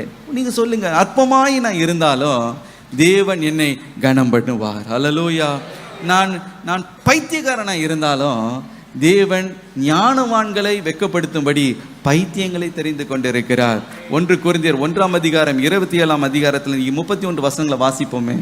ஞானிகளை வெட்கப்படுத்தும்படி தேவன் உலகத்தில் பைத்தியமானவைகளை தெரிந்து கொண்டார், பலமுள்ளவைகளை வெட்கப்படுத்தும்படி தேவன் உலகத்தில் பலவீனமானவைகளை தெரிந்து கொண்டார், உள்ளவைகளை அவமாக்கும்படி உலகத்தின் இழிவானவைகளையும் அற்பமாய் எண்ணப்பட்டவைகளையும் இல்லாதவைகளையும் தேவன் தெரிந்து கொண்டார். இழிவானவைகளையும் அற்பமாய் எண்ணப்பட்டவைகளையும் இல்லாதவைகளையும் தேவன் தெரிந்து கொண்டார். ஹல்லேலூயா. இந்த கேட்டகரியில் நீங்கள் இருப்பீர்கள் என்றால் கலங்கவே கலங்காதீங்க. அலங்கத்தை கட்டி எழுப்ப போகிறோம். உங்களை கொண்டு கர்த்தர் மகத்துவமான காரியத்தை செய்ய போகிறார். உங்களுடைய சத்துருக்கள் அதை காண போகிறார்கள். ஏகமாய் தலை குனிந்து போக போகிறார்கள். ஹல்லேலூயா. வெட்கப்பட்டு போக போகிறார்கள். ஏனென்றால் தேவனுடைய தயவுள்ள கரம் சத்துருக்களை மேற்கொள்ளும்படி அது செய்யும். ஹல்லேலூயா. இன்னைக்கு அற்பமா எண்ணப்படுகிறீர்களோ? ஒருவேளை இன்றைக்கு நீங்க பைத்தியக்காரனை போல இருக்கலாம், பேச முடியாதவனை போல இருக்கலாம், ஐயோ நான் பலவீனன் என்று நீங்க சொல்லிக் கொண்டு இருக்கலாம். இப்படிப்பட்டவர்களை தான் கர்த்தர் தெரிந்து கொள்ளுகிறார். பாருங்க, அந்த யூதர்களை பார்த்து அற்பமானவர்கள், பலவீனம் உள்ளவர்கள், இவர்கள் கட்டினால் தான் என்ன என்று நிந்தித்தார்கள். ஆனால் அவர்களை கொண்டுதான் 52 நாளில் ஒரு பெரிய சாதனை. ஹல்லேலூயா. உங்களை கொண்டு தான் கர்த்தர் சாதிக்க போகிறார். ஹல்லேலூயா. நீங்க எப்போ கர்த்தருக்கு முன்பதாக, ஆண்டவரே நான் பலவீனம் தான் ஆண்டவரே, நான் குறைவுள்ளவன் தான் அப்பா, நான் அற்பமானவன் தான்ப்பா. ஒருவேளை நீங்க சொல்ல, நான் படிக்கலையே, சரியா படிக்காம போயிட்டேனே, ஐயோ நான் இந்த காரியத்தை சரியா செயல்படாம போயிட்டேனே, என்ன தருணங்களெல்லாம் நான் இழக்க விட்டு விட்டேனே. இந்த நொறுக்கப்பட்ட, இந்த உடைக்கப்பட்ட பாத்திரத்தை கர்த்தர் பயன்படுத்த முடியுமா? நான் அற்பமா இருக்கிற என்னை கர்த்தர் பயன்படுத்த முடியுமா? என்னை கொண்டு ஏதாயிலும் கர்த்தர் செய்ய முடியுமா என்று இன்றைக்கு ஒரு நொந்து போய் அமர்ந்து கொண்டிருந்தால் ஒரு காரியத்தை மறந்து போகாதீங்க. தேவனுடைய தயவுள்ள கரம் உன் மீது வரும் பொழுது உன்னுடைய சத்துருக்கள் ஏகமாய் அவர்கள் வெட்கப்பட்டு போகிறார்கள். தேவன் உன்னை கொண்டு செய்கிற காரியங்கள் பலத்த காரியங்களா இருக்கும். அதை கண்டு பிரமித்து ஆச்சரியப்படுவார்களாம். ஹல்லேலூயா, ஹல்லேலூயா. ஆகவே இன்றைக்கு என்ன நிந்தனை வந்தாலும் மகிழ்ச்சியாக ஏற்றுக்கொள்ளுங்க. நான் சிலுவையை நான் சுமந்து கொண்டு இயேசுவுக்கு பின்பதாக நான் போக துணிந்திருக்கிறேன். என்ன வந்தாலும் வரட்டும், நான் அதை சந்திக்க ஆயத்தம் என்று சொல்லுங்க. கர்த்தர் உங்களுக்கு பெரிய ஜெயத்தை கொடுக்க போகிற. எவ்வளவு நிந்தித்தார்களோ அவ்வளவு கனம் இருக்கிறது, எவ்வளவு உங்களை கேவலப்படுத்துகிறார்களோ அவ்வளவு மேன்மை காத்து கொண்டு இருக்கிறது, எவ்வளவு உங்களுக்கு முன்பதாக காரி துப்புகிறார்களோ அத்தனை கிரீடத்தை கர்த்தர் உங்களுக்கு வைத்து கொண்டே இருக்க போகிறார். ஹல்லேலூயா, ஹல்லேலூயா. ஒரு ராஜாவின் இடத்துல ஒருவர் ஒரு ரிடில் ஒன்று வைத்தாராம். என்ன ரிடல்னா, ஒரு கோட்டை கிழிச்சிட்டு அவர் சொன்னாராம், இந்த கோட்டை நீங்கள் என்ன பண்ணக்கூடாது ராஜாவே, அழிக்கவும் கூடாது, நீங்கள் தொடவும் கூடாது, ஆனால் இந்த சின்ன கோட்டா மாற்றிடணும் அப்படின்னு சொன்னாராம். என்ன சொன்னாராம்? ஒரு கோட்டை வரைந்து இந்த கோட்டை என்ன பண்ணக்கூடாது, நீங்கள் தொடவும் கூடாது, அழிக்கவும் கூடாது, ஆனால் அதை சின்னதாக மாற்றிடணும் அப்படின்னு சொன்னாராம். ராஜா யோசித்து பார்த்தார், எப்படி இந்த கோட்டை சின்னதாக மாற்றுறது, ஒன்றும் புரியலையே அப்படின்னு. ஆனால் ஒரு காரியம் நடந்தது. ஒன்றும் புரியலன்ன உடனே அந்த மனிதர் சொன்னாராம், இந்த சின்ன கோட்டை நீங்கள் தொட வேணாம், அழிக்க வேண்டாம், அது பக்கத்தில் ஒரு பெரிய கோட்டை போட்டால் இது தானே சின்ன கோட்டை மாறிடும். ஹல்லேலூயா, ஹல்லேலூயா. ஆண்டவர் உங்கள் பக்கத்தில் பெரியவராக நிற்கும் போது ஒன்று நிந்திக்கிறவங்க எல்லாம் சின்னவங்களா ஒன்றும் இல்லாமல் அவங்க ஒளிந்தே போய் விடுவார்கள். உங்கள் முகத்தில் கூட முழிக்க மாட்டாங்க, வெட்கப்பட்டு ஓடி போவாங்க. எனக்கு பிரியமானவர்களே, கர்த்தர் உனக்கு ஜெயத்தை கொடுக்க போகிறார். ஹல்லேலூயா. 5வதாக சாத்தானுடைய தந்திரமான சூழ்ச்சியின் திட்டத்தை நாம் பார்க்கிறோம். நெகேமியா 4ஆம் அதிகாரம் 7-8 வசனங்கள். எருசலேமின் அலங்கத்தை கட்டுகிற வேலை வளர்ந்தேறுகிறது என்றும் இடிக்கப்பட்ட இடங்கள் அடைப்பட்டு வருகிறது என்றும் சன்பல்லாத்தும் தொபியாவும் அரபியரும் அம்மோனியரும் அஸ்தோத்தியரும் கேட்டபோது அவர்கள் மிகவும் எரிச்சலாகி எருசலேமின் மேல் யுத்தம் பண்ண எல்லாரும் ஏகமாய் வரவும் வேலையை தடுக்கவும் கட்டுப்பாடு பண்ணினார்கள். இங்கே பாருங்கள், சத்துருக்கள் எல்லாம் கூடி ஒரு சதி திட்டத்தை அவர்கள் செய்கிறார்கள். என்ன? எருசலேமுக்கு விரோதமாக யுத்தம் பண்ணுவோம், அவர்களுக்கு நடுவே நாம் போய் அவர்களை கொல்லுவோம் என்று பாருங்க, ஒரு பெரிய சதி திட்டம். இன்னும் அந்த சதி திட்டத்தை 11ஆம் வசனத்துல இன்னும் வாசிக்கிறோம். எங்கள் சத்துருக்களோ வென்றால் நாங்கள் அவர்கள் நடுவே வந்து அவர்களை கொன்று போடும் மட்டும் அவர்கள் அதை அறியாமலும் பாராமலும் இருக்க வேண்டும், இவ்விதமாய் அந்த வேலையை ஓய பண்ணுவோம் என்றார்கள். என்ன சொல்லுகிறார்கள்? அவர்கள் அறியாமல் இருக்கும் பொழுது, அவங்க மற்ற காரியங்களை அலுவலா இருக்கும் போது, பிஸியா அவங்க கட்டி கொண்டு இருக்கும் போது நாம் அவர்களை தாக்குவோம். இது அவர்களுக்கு தெரியவே கூடாது. சத்ருடைய தந்திரம் பாருங்க, நாம் அவங்களை தாக்க போகிறோம், அது அவங்களுக்கு தெரியக்கூடாது. சர்ப்ரைஸ் அட்டாக், டக்குன்னு அவங்கள போய் தாக்க போகிறோம். நாம் எருசலேம் மேலே யுத்தம் பண்ண போகிறோம், அவர் நடுவிலே சென்று அவர்களை நாம் வெட்ட போகிறோம், அவர்களை கொல்ல போகிறோம். அவங்க ரொம்ப பிஸியாக இருக்காங்க, தாக்கம் வருகிறதுனே அவங்களுக்கு தெரியாது, ரொம்ப பிஸியாக அவங்க இருப்பாங்க. திடீர்னு நம்ம தாக்க போகிறோம், இது அவனுக்கு தெரியவே கூடாது, நெகேமியாவுக்கு தெரியக்கூடாது, யூதா ஜனங்களுக்கு தெரியக்கூடாது என்று சொல்லி ஒரு பெரிய திட்டத்தை செய்தாங்க. ஆனால் தேவனுடைய தயவுள்ள கரம் நெகேமியாவோடு இருந்ததுனால அந்த திட்டத்தை ஆண்டவர் வெளிப்படுத்தி விட்டார். அல்லேலூயா. நெகேமியாவுக்கு அது வெளிப்படுத்தப்பட்டது. இப்படி ஒரு திட்டத்தை வைத்திருக்கிறாங்க. இன்னைக்கு சத்துரு உங்களுக்கு விரோதமா பல திட்டங்களை போடலாம், ஆனா தேவன் அதை உங்களுக்கு வெளிப்படுத்துவார். அல்லேலூயா. இதை தான் இவங்க செய்ய போறாங்க, இப்படிதான் உனக்கு விரோதமா வர போறாங்க. உடனே நெகேமியா என்ன செய்தாராம்? அவர் விழிப்படைந்தார். அவர் he became vigilant, he became sober. அவன் விழித்து கொண்டான் என்று நாம் பார்க்கிறோம். அவன் எச்சரிப்படைந்தான் என்று நாம் பார்க்கிறோம். என்ன செய்தானாம்? அங்க இருக்கிற வேலை செய்கிறவர்களெல்லாம் பார்த்து சொன்னாரா, நீங்க எல்லாம் ஊழியம் செய்றீங்க, நல்லதுதான், அதே நேரத்தில் எச்சரிக்கை உள்ளவர்களாய் இருக்க வேண்டும், விழிப்புடையவர்களாய் நீங்கள் இருக்க வேண்டும். சில நேரத்தில் ஊழியம் ஊழியம் ஊழியம் ஊழியம் ஊழியம் ஊழியம் செய்துக்கிட்டு இருப்பாங்க, விழிப்பா இருக்க மாட்டாங்க. ஆகவே தான் இயேசு சொன்னார், நீங்க சோதனைக்குள் உட்படாதபடிக்கு விழித்திருந்து ஜெபம் பண்ணுங்கள். எப்போது தாக்கம் வரும்னே உங்களுக்கு தெரியாது. சத்துரு எத்தனையோ திட்டத்தை உங்களுக்கு விரோதமாக அவன் தீட்டிக் கொண்டு இருப்பான். அவனை நம்ம எதிர்பாராத நேரத்தில் திடீர்னு தாக்குதலை கொண்டு வரணும். திடீர்னு ஒரு ஆக்சிடென்ட், திடீர்னு ஒரு இழப்பு, திடீர்னு ஒரு போராட்டம். எதற்காக? வேலையை ஓய பண்ணணும், ஊழியத்தை ஒழிக்கணும், இந்த ஊழியத்தை தடை பண்ணணும், இதை முடக்கி போடணும்னு சாத்தான் என்ன செய்கிறானா? பல தந்திரங்களை அவன் செய்கிறான். நெகேமியா இதை கேள்விப்பட்ட உடனே, இந்த சாத்தானுடைய தந்திரம் அவனுக்கு வெளிப்பட்ட உடனே, when the secret plan of the enemy was exposed, what did Nehemiah do? He became vigilant, he became sober. அவன் என்ன செய்தானா, பல அங்கே வேலை செய்கிற பாதி பேரை வேலை செய்ய சொன்னா, மீது பாதி பேர் என்ன செய்யணுமா? அவங்க காவல் காக்கணும். அல்லேலூயா. எப்போ சத்துரு வரான் என்று அவங்க பார்த்து கொண்டே இருக்க வேண்டும். எக்காலத்தை எல்லாம் அவர்களுக்கு கரத்தில் கொடுத்தானா, ஒரு இடத்துல தாக்குதல் வந்தா எக்காலத்தை ஊதுங்க, எல்லாம் நாம் இணைந்து விடுவோம். அல்லேலூயா. ஒரு இடத்துல சாத்தான் போராட்டம் பண்ணினா எல்லாம் தேவ ஜனங்களை இணைந்தாங்கன்னா சத்துரு ஓடியே போவான். அல்லேலூயா. அல்லேலூயா. எக்காலத்தை கையில கொடுத்தான். மாத்திரமல்ல, ஒரு கையில் அவங்க வேலை செய்து கொண்டிருந்தார்களாம், அடுத்த பகுதியில் தங்களுடைய இடுப்புல பட்டயத்தை அவர்கள் கட்டி கொண்டு இருந்தார்கள். ஆயத்தமா இருந்தாங்க, வரட்டுமே வரட்டுமே வரட்டுமே, என்ன செய்கிறோம் பாருன்னு. பாருங்க, அந்த ஆயத்தத்தை பார்த்து சத்துரு அட்டம்ப்ட் கூட பண்ணல, அட்டாக் கூட பண்ணல, பயந்து போயிட்டான். அல்லேலூயா.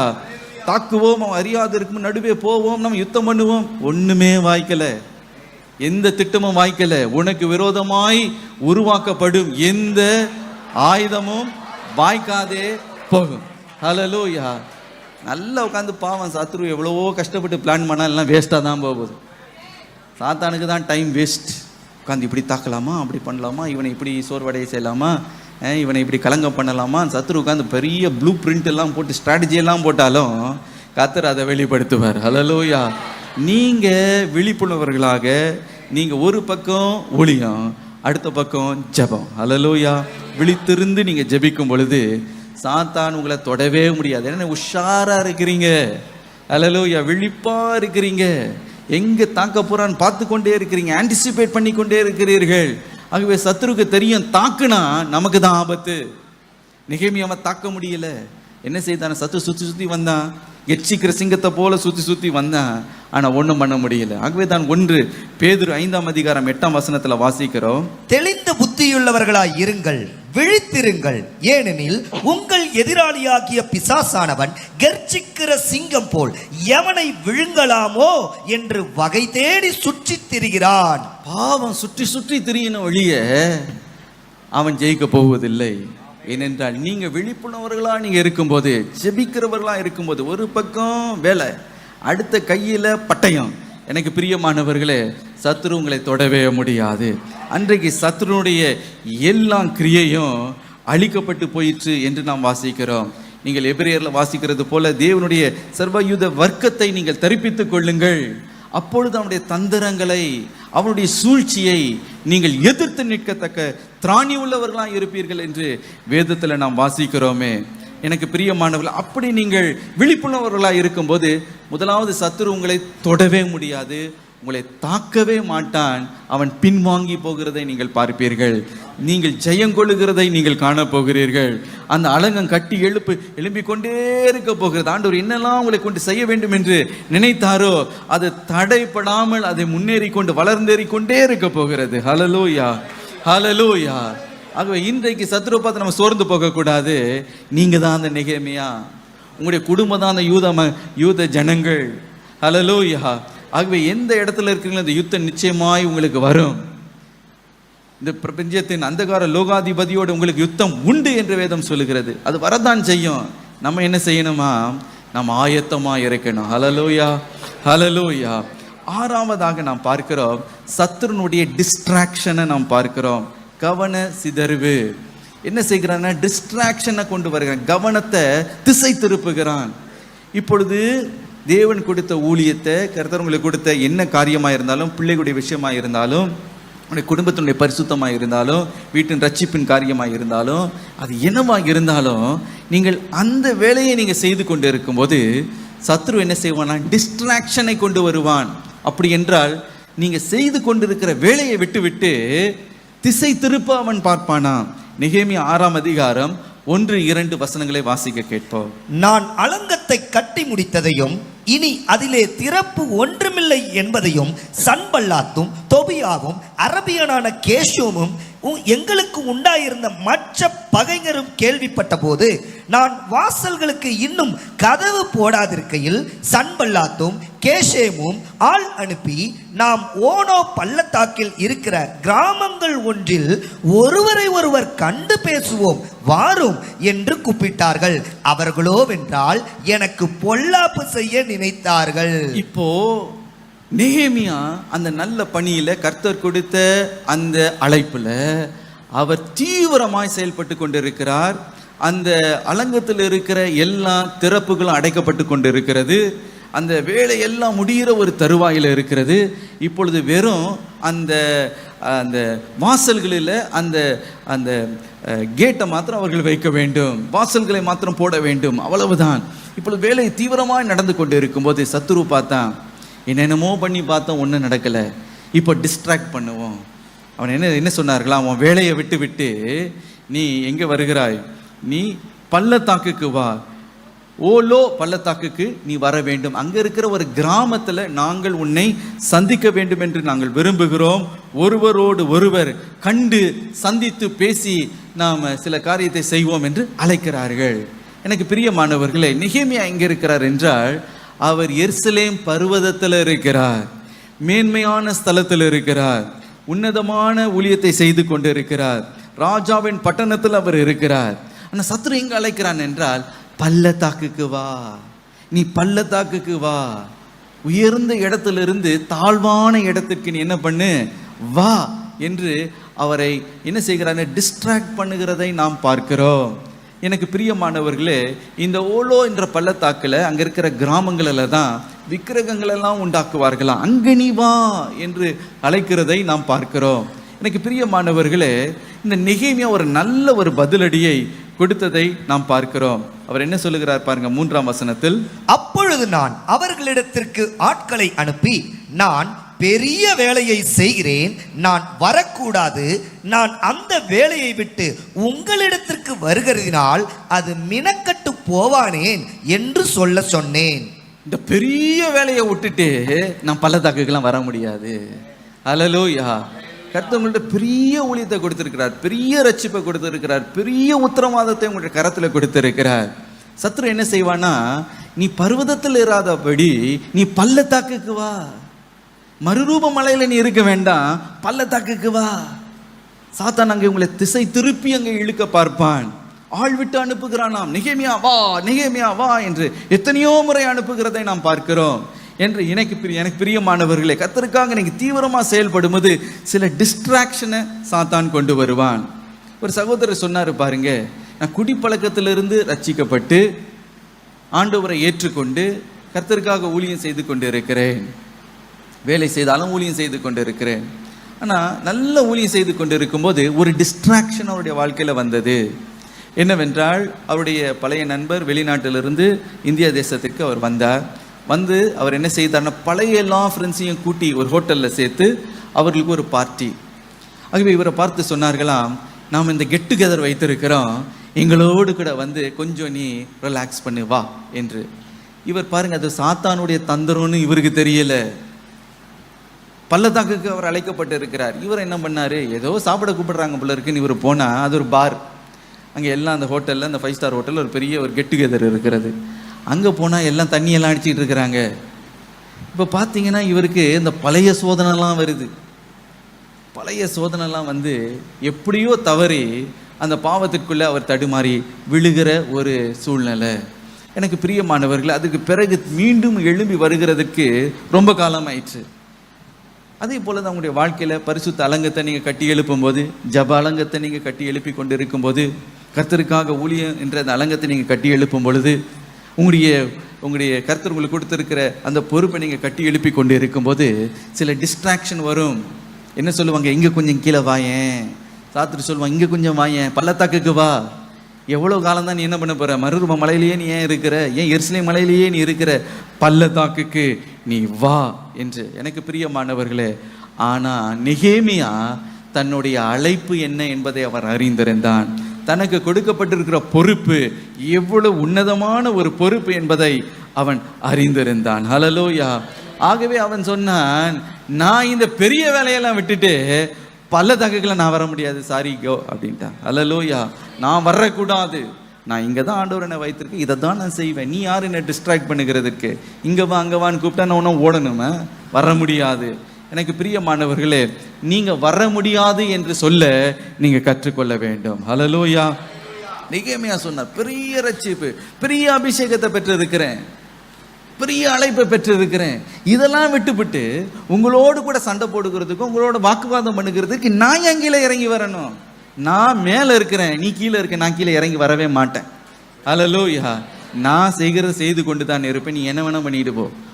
ஆள் விட்டு அனுப்பினார்களாம், மிரட்டி கூட பார்த்தார்களாம். நீ இந்த எருசலேமுக்கு ராஜாவாகணும்னு பார்க்குறியா? எங்களுக்கு நிறைய இந்த சந்ததியெல்லாம் எங்கள் காதில் எட்டினது, அதை தான் உன்னோட டிஸ்கஸ் பண்ணணும்னு விரும்புகிறோம், கொஞ்சம் வா அப்படின்னு கூப்பிட்டாங்க. இந்த பெரிய வேலையை நான் விட்டுட்டு என்ன பண்ண முடியாது? வர முடியாது. ஹல்லேலூயா. இன்னைக்கு சத்துருவை பார்த்து சொல்லுங்க, நான் வர முடியாது. நீ என்ன வேணா கூப்பிட்டு போய் என்ன வேணா மிரட்டிட்டு போ, நான் வர மாட்டேன். எனக்கு ஆண்டவர் பெரிய அழைப்பை கொடுத்துருக்கிறார். ஹல்லேலூயா. ஹல்லேலூயா. ஆனால் சில நேரத்தில் டிஸ்ட்ராக்ட் ஆகும்போது தான் சில பேருடைய அந்த ட்ராக்கே மாறி போகுது. பாருங்க, ஒரு நல்ல பாஸ்டர் பாருங்க, நல்ல ஊழியம் செய்து கொண்டு இருந்தார். நல்ல ஊழியம் செய்து கொண்டு இருக்கும்போது ஒருத்தன் வந்து அவரை பார்த்து சொன்னான்னா, நீங்கள் ஒன்று பண்ணுங்க, இந்த இடத்துல இந்த கிராமத்தில் உங்களுக்கு நல்ல இன்ஃப்ளூயன்ஸ் இருக்குது, நீங்கள் நிறைய பேருக்கு நான் வேலை வாங்கி தருகிறேன், எனக்கு ஒரு எம்எல்ஏ தெரியும், நீங்கள் இவ்வளோ தொகையை எனக்கு கொடுத்தா நான் என்ன பண்ணுறேன்னா அந்த எம்எல்ஏ கிட்ட கொடுத்து அவங்களுக்கெல்லாம் நான் வேலை வாங்கி தரேன், ஆகவே நீ இதெல்லாம் எனக்கு கொஞ்சம் கலெக்ட் பண்ணி கொடு, உனக்கு நான் ஒரு கமிஷன் கொடுத்துட்றேன்னு வேற பேசிட்டார். இவர் உன்னதமான ஊழியத்தை செய்கிறவர் பாருங்க, அதை விட்டு எங்கே போயிட்டாரு? பள்ளத்தாக்குக்கு போயிட்டார். இந்த கமிஷனுக்காக பள்ளத்தாக்குக்கு போனார் பாருங்க. எல்லாருக்கிட்டையும் பணத்தை வாங்கி வேலை வாங்கி தராராம், இந்த ஒரு கவர்மெண்ட் ஜாப் வாங்கி தராங்களாம், நீங்கள் கொஞ்சம் கொடுங்க, நீங்கள் கொடுங்க, எல்லார்கிட்டையும் வாங்கி கலெக்ட் பண்ணி அந்த ஆள் கையில் கொடுத்தாங்க. ஒரு நாள் பார்த்தீங்கன்னா அந்த ஆள் காணாமலே போயிட்டான். எங்கே போனான்னா அவன் நார்த் இந்தியா எங்கே ஓடி போயிட்டான். இப்போ என்ன பண்ணுறதுன்னு தெரியல. இவர் யார்கிட்டலாம் பணத்தை கலெக்ட் பண்ணாரோ இப்போ இவர் பிடிச்சிக்கிட்டாங்க. அதுக்கு பிறகு அந்த கிராமத்தில் அவரால் ஊழியம் செய்ய முடியும்னு நினச்சிங்க, செய்யவே முடியல. ஆண்டவர் நாமம் தூஷிக்கப்பட்டது, ஊழியத்தை செய்ய முடியல, அவமானம், தலை குனிவு, தலைமறைவாக ஓடிக்கிட்டு இருக்காரு.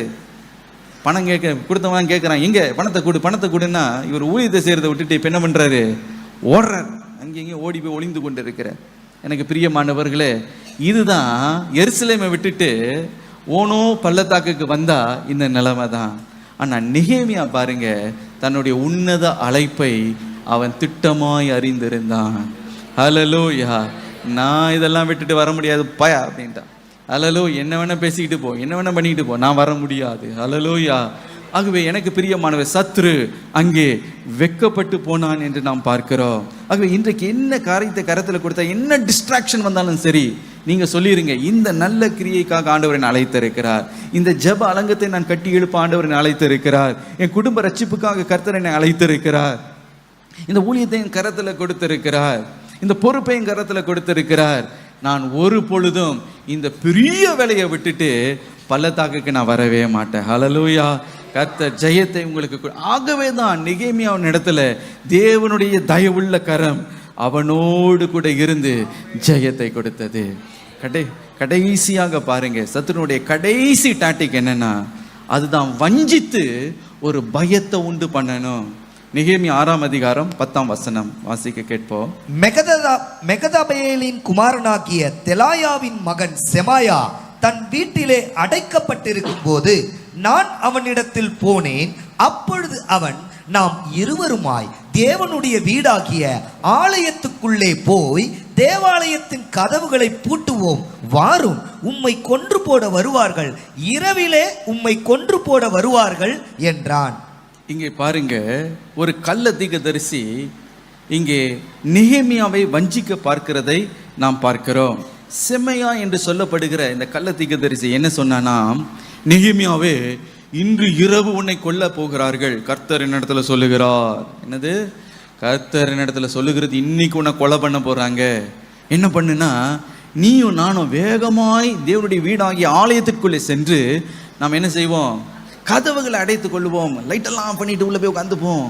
இன்னைக்கு உன்னை கொல்ல போறாங்க நெகேமியா, நீ அழிஞ்ச, சீக்கிரம் ஓடிவா அப்படின்னா. பாருங்க சத்துருனுடைய தந்திரத்தை பாருங்க, எத்தனை விதத்துல என்னென்னமோ பண்ணி பார்த்துட்டு இப்ப வஞ்சித்து ஒரு பயத்தை உண்டு பண்ண வேண்டும் என்று அவன் பார்க்கிறான். எனக்கு பிரியமானவர்களே, நம்முடைய வாழ்க்கையிலும் பாருங்க, சத்துரு என்ன செய்வான் என்றால் இந்த பயத்தை கொண்டு வர பார்ப்பான், வஞ்சிக்க பார்ப்பான். மற்ற எந்த விதத்திலும் இவன் அசைய மாட்டான் தெரிந்து விட்டா ஸ்பிரிச்சுவலா வருவான். எப்படி வருவான்? ஸ்பிரிச்சுவலா வருவான். ஒரு எப்படி ஒரு ஓனா இந்த ஆட்டுத்தோலை போட்டுக்கிட்டு வருதோ, ஒரு தீர்க்கதரிசியை போல வருவான். நல்லது செய்கிறது போல வருவான், ஆலோசனை கொடுக்கறது போல வருவான், ஒளியின் தூதனை போல அவன் வருவான். வந்து என்ன சொல்லுவானா, இல்லை நீ சாக போகிறாய், உனக்கு இந்த ஆபத்து வரப்போது, நம்ம ஓடிடு, நீ ஓடிடு அப்படின்பான். எனக்கு பிரியமானவர்களே, நெகேமியா அதுக்கெல்லாம் அசையவே இல்லை. காரணம் என்ன? 2 காரியம் அவருடைய வாழ்க்கையில் இருந்தது. ஒன்று, பகுத்தறிவு இருந்தது, பகுத்தறிகிற வரம் அவருக்குள்ளே செயல்பட்டது. இரண்டாவதாக அவருடைய அழைப்பு, அவருடைய நோக்கம் என்னதென்பதை உறுதியாய் அறிந்திருந்ததுனால இந்த வஞ்சிக்கிற ஆவிக்கெல்லாம் அவர் அடிபணியவே இல்லை. அல்லேலூயா. பாருங்க, முதலாவதாக அவருக்குள்ள அந்த பகுத்தறிவு இருந்ததாம். நெகேமியா 6ஆம் அதிகாரம் 12ஆம் வசனம். தேவன் அவனை அனுப்பவில்லை என்றும் தொபியாவும் சன்பல்லாத்தும் அவனுக்கு கூலி கொடுத்ததினால் அவன் எனக்கு விரோதமாய் அந்த தீர்க்க தரிசனத்தை சொன்னான் என்றும் அறிந்து கொண்டேன். அல்லேலூயா. சன்பல்லாத்தும் தோபியாவும் கூலி கொடுத்து அனுப்பினார்கள் என்பதை நான் அறிந்தேன். ஆங்கிலத்தில் ரொம்ப அருமையா இருக்கு. ஐ ப்ரிசீவ்ட், கை கூலி கொடுத்து அனுப்பியிருக்கிறார்கள். அந்த ப்ரிசீவ் என்பது சொல்லும்போது உள்ளத்தின் ஆழத்தில் ஒரு உணர்வு, ஏதோ இந்த ஸ்பிரிட் சரியில்லை, இது தேவனிடத்திலிருந்து வந்த வார்த்தை இல்லை என்பதை அவன் திட்டமாய் அவன் அறிந்து கொண்டான். அப்படி என்றால் அவனுக்குள்ள அந்த பகுத்தறிகிற அந்த வரம் அவனுக்குள்ளே செயல்பட்டது. ஹல்லேலூயா. அவன் சாத்தானுடைய தந்திரமான வஞ்சிக்கிற அந்த கிரியை அவன் பகிர்ந்து அறிந்து கொள்ள முடிந்தது, அவன் அதை எதிர்க்க முடிந்தது. கடைசி காலத்தில் பார்த்தீங்கன்னா சத்ரு என்ன செய்வான் என்றால், எத்தனையோ விதத்தில் மிரட்டி பார்ப்பான், யுத்தம் பண்ண பார்ப்பான், கேலி பண்ணி பார்ப்பான், நிந்தித்து பார்ப்பான், எல்லாவற்றையும் செய்துட்டு ஒன்றும் முடியலன்னா வஞ்சிக்க பார்ப்பான். எனக்கு பிரியமானவர்களே, வஞ்சிக்கிறது அவனுடைய டாக்டிக். ஆகவே தான் இயேசு சொன்னார் மத்திய 24ஆம் அதிகாரம் 11ஆம் வசனத்தில், கடைசி காலத்தில் அநேக கள்ள தீர்க்கதரிசிகள் அநேகரை வஞ்சிப்பார்கள் என்று.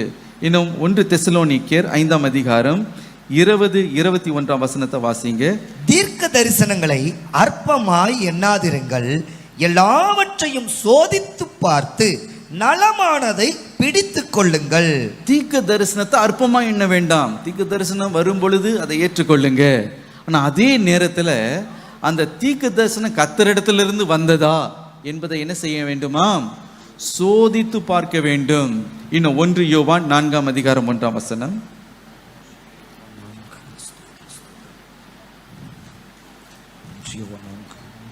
பிரியமானவர்களே, உலகத்தில் அநேக கள்ள தீர்க்கதரிசிகள் தோன்றி இருப்பதினால் நீங்கள் எல்லா ஆவிகளையும் நம்பாமல் அந்த ஆவிகள் தேவனால் உண்டானவைகளோ என்று சோதித்தறியுங்கள். ஹல்லேலூயா. நிறைய கள்ள தீர்க்கதரிசிகள் கடைசி நாட்களில் உண்டாகுகிறதுனால என்ன செய்ய வேண்டுமா? எல்லா ஆவியையும் நீங்கள் சோதித்து அறியுங்கள் என்று நம் வேதத்தில் நாம் வாசிக்கிறோம். ஆகவே தீர்க்கதரிசனம் சொன்ன உடனே அதை நம்பிவிட வேண்டும் என்று காரியம் அல்ல. அதை என்ன செய்யணுமா? சோதித்து அறிய வேண்டும். பலர் பாருங்க, சொன்ன உடனே நம்பிடுறாங்க. 6 மாதத்தில் உனக்கு கல்யாணம் ஆகும், யாரோ ஒரு தீர்க்கதரிசி சொன்னார். ஆனால் 6 மாதத்தில் கல்யாணம் ஆகலை. உடனே இவங்களுக்கு ஆண்டவர் மேலே கோபம், இன்னும் ஆண்டவர் சொல்லி அதை நிறைவேற்றலையே. அப்போ கூட பாருங்க, அவங்களுக்கு என்னல புத்தி தெரியல, ஆண்டவர் மேலே தான் கோவப்படுறாங்க ஒழிய தீர்க்கதரிசி கரெக்டாக தான் இருப்பார், ஆண்டவர்கிட்ட தான் தப்பு. எனக்கு பிரியமானவர்களே, அப்படி அது சொன்னதை சொல்லிட்டு போகிறாங்க. நீங்கள் என்ன பண்ணணும்னா அதை சோதித்து பார்க்க வேண்டும். ஹல்லேலூயா. ஏனென்றால் இப்படி கள்ள தீர்க்கதரிசிகள் கடைசி நாட்களில் பலர் எழும்புவார்கள். ஷெமையா போன்ற கள்ள தீர்க்கதரிசிகள் பயத்தை உண்டு பண்ணும்படி கள்ள தீர்க்க தரிசனங்களை அவர்கள் உரைப்பார்கள். எல்லா ஆவிகளையும் நீங்கள் நம்பிவிடக்கூடாது. சில பேர் சொல்லுவாங்க, இந்த தீர்க்க தரிசனம் நீ சந்தேகமே படக்கூடாது. அது பைபிள் அப்படி இல்லவே இல்லை. தீர்க்க தரிசனத்தை சந்தேகமே நீ கேள்வியே கேட்கக்கூடாது. சொன்னதான் அப்படி கேட்டுட்டு ஓடிடணும். அப்படி இல்லை பிரியமானவர், வேதம் சொல்லுகிறது சோதிக்கணும். Hallelujah. You should test all the spirit. இது தேவனிடத்திலிருந்து வந்ததா என்று நம்ம சோதிக்க வேண்டும் என்று வேதம் ஏற்கனவே எச்சரித்ததுனால கள்ள தீர்க்கதரிசிக்கிட்ட அகப்பட்டு நீங்கள் சிக்குண்டு நீங்கள் என்ன பண்ணிக்கூடாது? வஞ்சிக்கப்பட்டு போகக்கூடாது. பாருங்கள், ஒரு வீட்டில் மாமியாருக்கும் மருமகளுக்கும் ஒரு பெரிய பிரச்சனை. அவங்க வயது முதிர்ந்த ஒரு மாமியார். இந்த பிரச்சனை போகிறத ஒரு அம்மா பார்த்துக்கிட்டே இருந்தாங்க. ஓஹோ, இந்த பிரச்சனை தான் போல இருக்குன்னு சொல்லி இதுக்கேற்ற ஒரு தீர்க்க தரிசனத்தை என்ன பண்ணாங்க? ஃபார்முலேட் பண்ணி அந்த அம்மா கிட்ட பார்த்து சொன்னாங்க, நீங்கள் ரொம்ப பிரச்சனையெல்லாம் சந்திக்கிறீங்க, உங்கள் மாமியார் வீட்டுக்கு வந்து போன பிறகு தானே இந்த பிரச்சனை அப்படின்னாங்களா? ஆமாம், அந்த அம்மா வந்து போனாலே வீட்டில் பெரிய சண்டை வருது. பார்த்தீங்களா? கரெக்ட், ஆண்டவர் எனக்கு வெளிப்படுத்தினது கரெக்டு தான். சொன்னாங்களாம், அந்த அந்த அம்மா வந்து ஒரு மந்திர கிழவி, ஒரு சூனிய கிழவி, உனக்கு விரோதமாக அவங்க மந்திரம் செய்கிறாங்க. உடனே இந்த அம்மா அப்படியே நம்பி, ஐயோ எப்போ வந்தாலும் சரி அந்த அம்மா காலிலே விழுந்துருவாங்க. விழுந்து அவங்க சொல்கிறதெல்லாம் அப்படியே நம்புவார்கள். ஆகவே என்ன அந்த அம்மா கேட்டாலே அவங்க கொடுத்துருவாங்க. வளையலை கொடுன்னா வளையலை கொடுத்துருவாங்க, மோதிரத்தை கொடுன்னா மோதிரத்தை கொடுத்துருவாங்க. கடைசியில் என்ன சொல்லுவாங்க தெரியுமா? கொஞ்ச நாள் இந்த அம்மா கூப்பிடலைன்னா உடனே திருப்பி ஒரு தீர்க்கதரிசனம் சொல்லுவாங்க, ஒரு கிழவியை நான் பார்த்தேன். என்ன பார்த்தேன்? கிழவியை பார்த்தேன். கிழவி தீர்க்கதரிசனம் சொன்ன உடனே இவங்களுக்கு பயம் எடுத்துக்கும். ஐயோ, ஏதோ பில்லி சூன்யம் பண்ணுறாங்களாக்கும், இந்த அம்மா இல்லைன்னா நான் மறித்தே போய்விடுவேன். அப்படி தான் பிரெயின் வாஷ் பண்ணி வச்சுருந்தாங்க. நான் மாத்திரம் உனக்கு ஜபிக்கலைன்னா நீ நேரத்துக்கு மண்ணில் இருப்ப அப்படின்ட்டாங்க. ஆகவே இந்த அம்மாவை பார்த்து பயந்து ஒரு பயத்தின் ஆவியில் அகப்பட்டுட்டாங்க.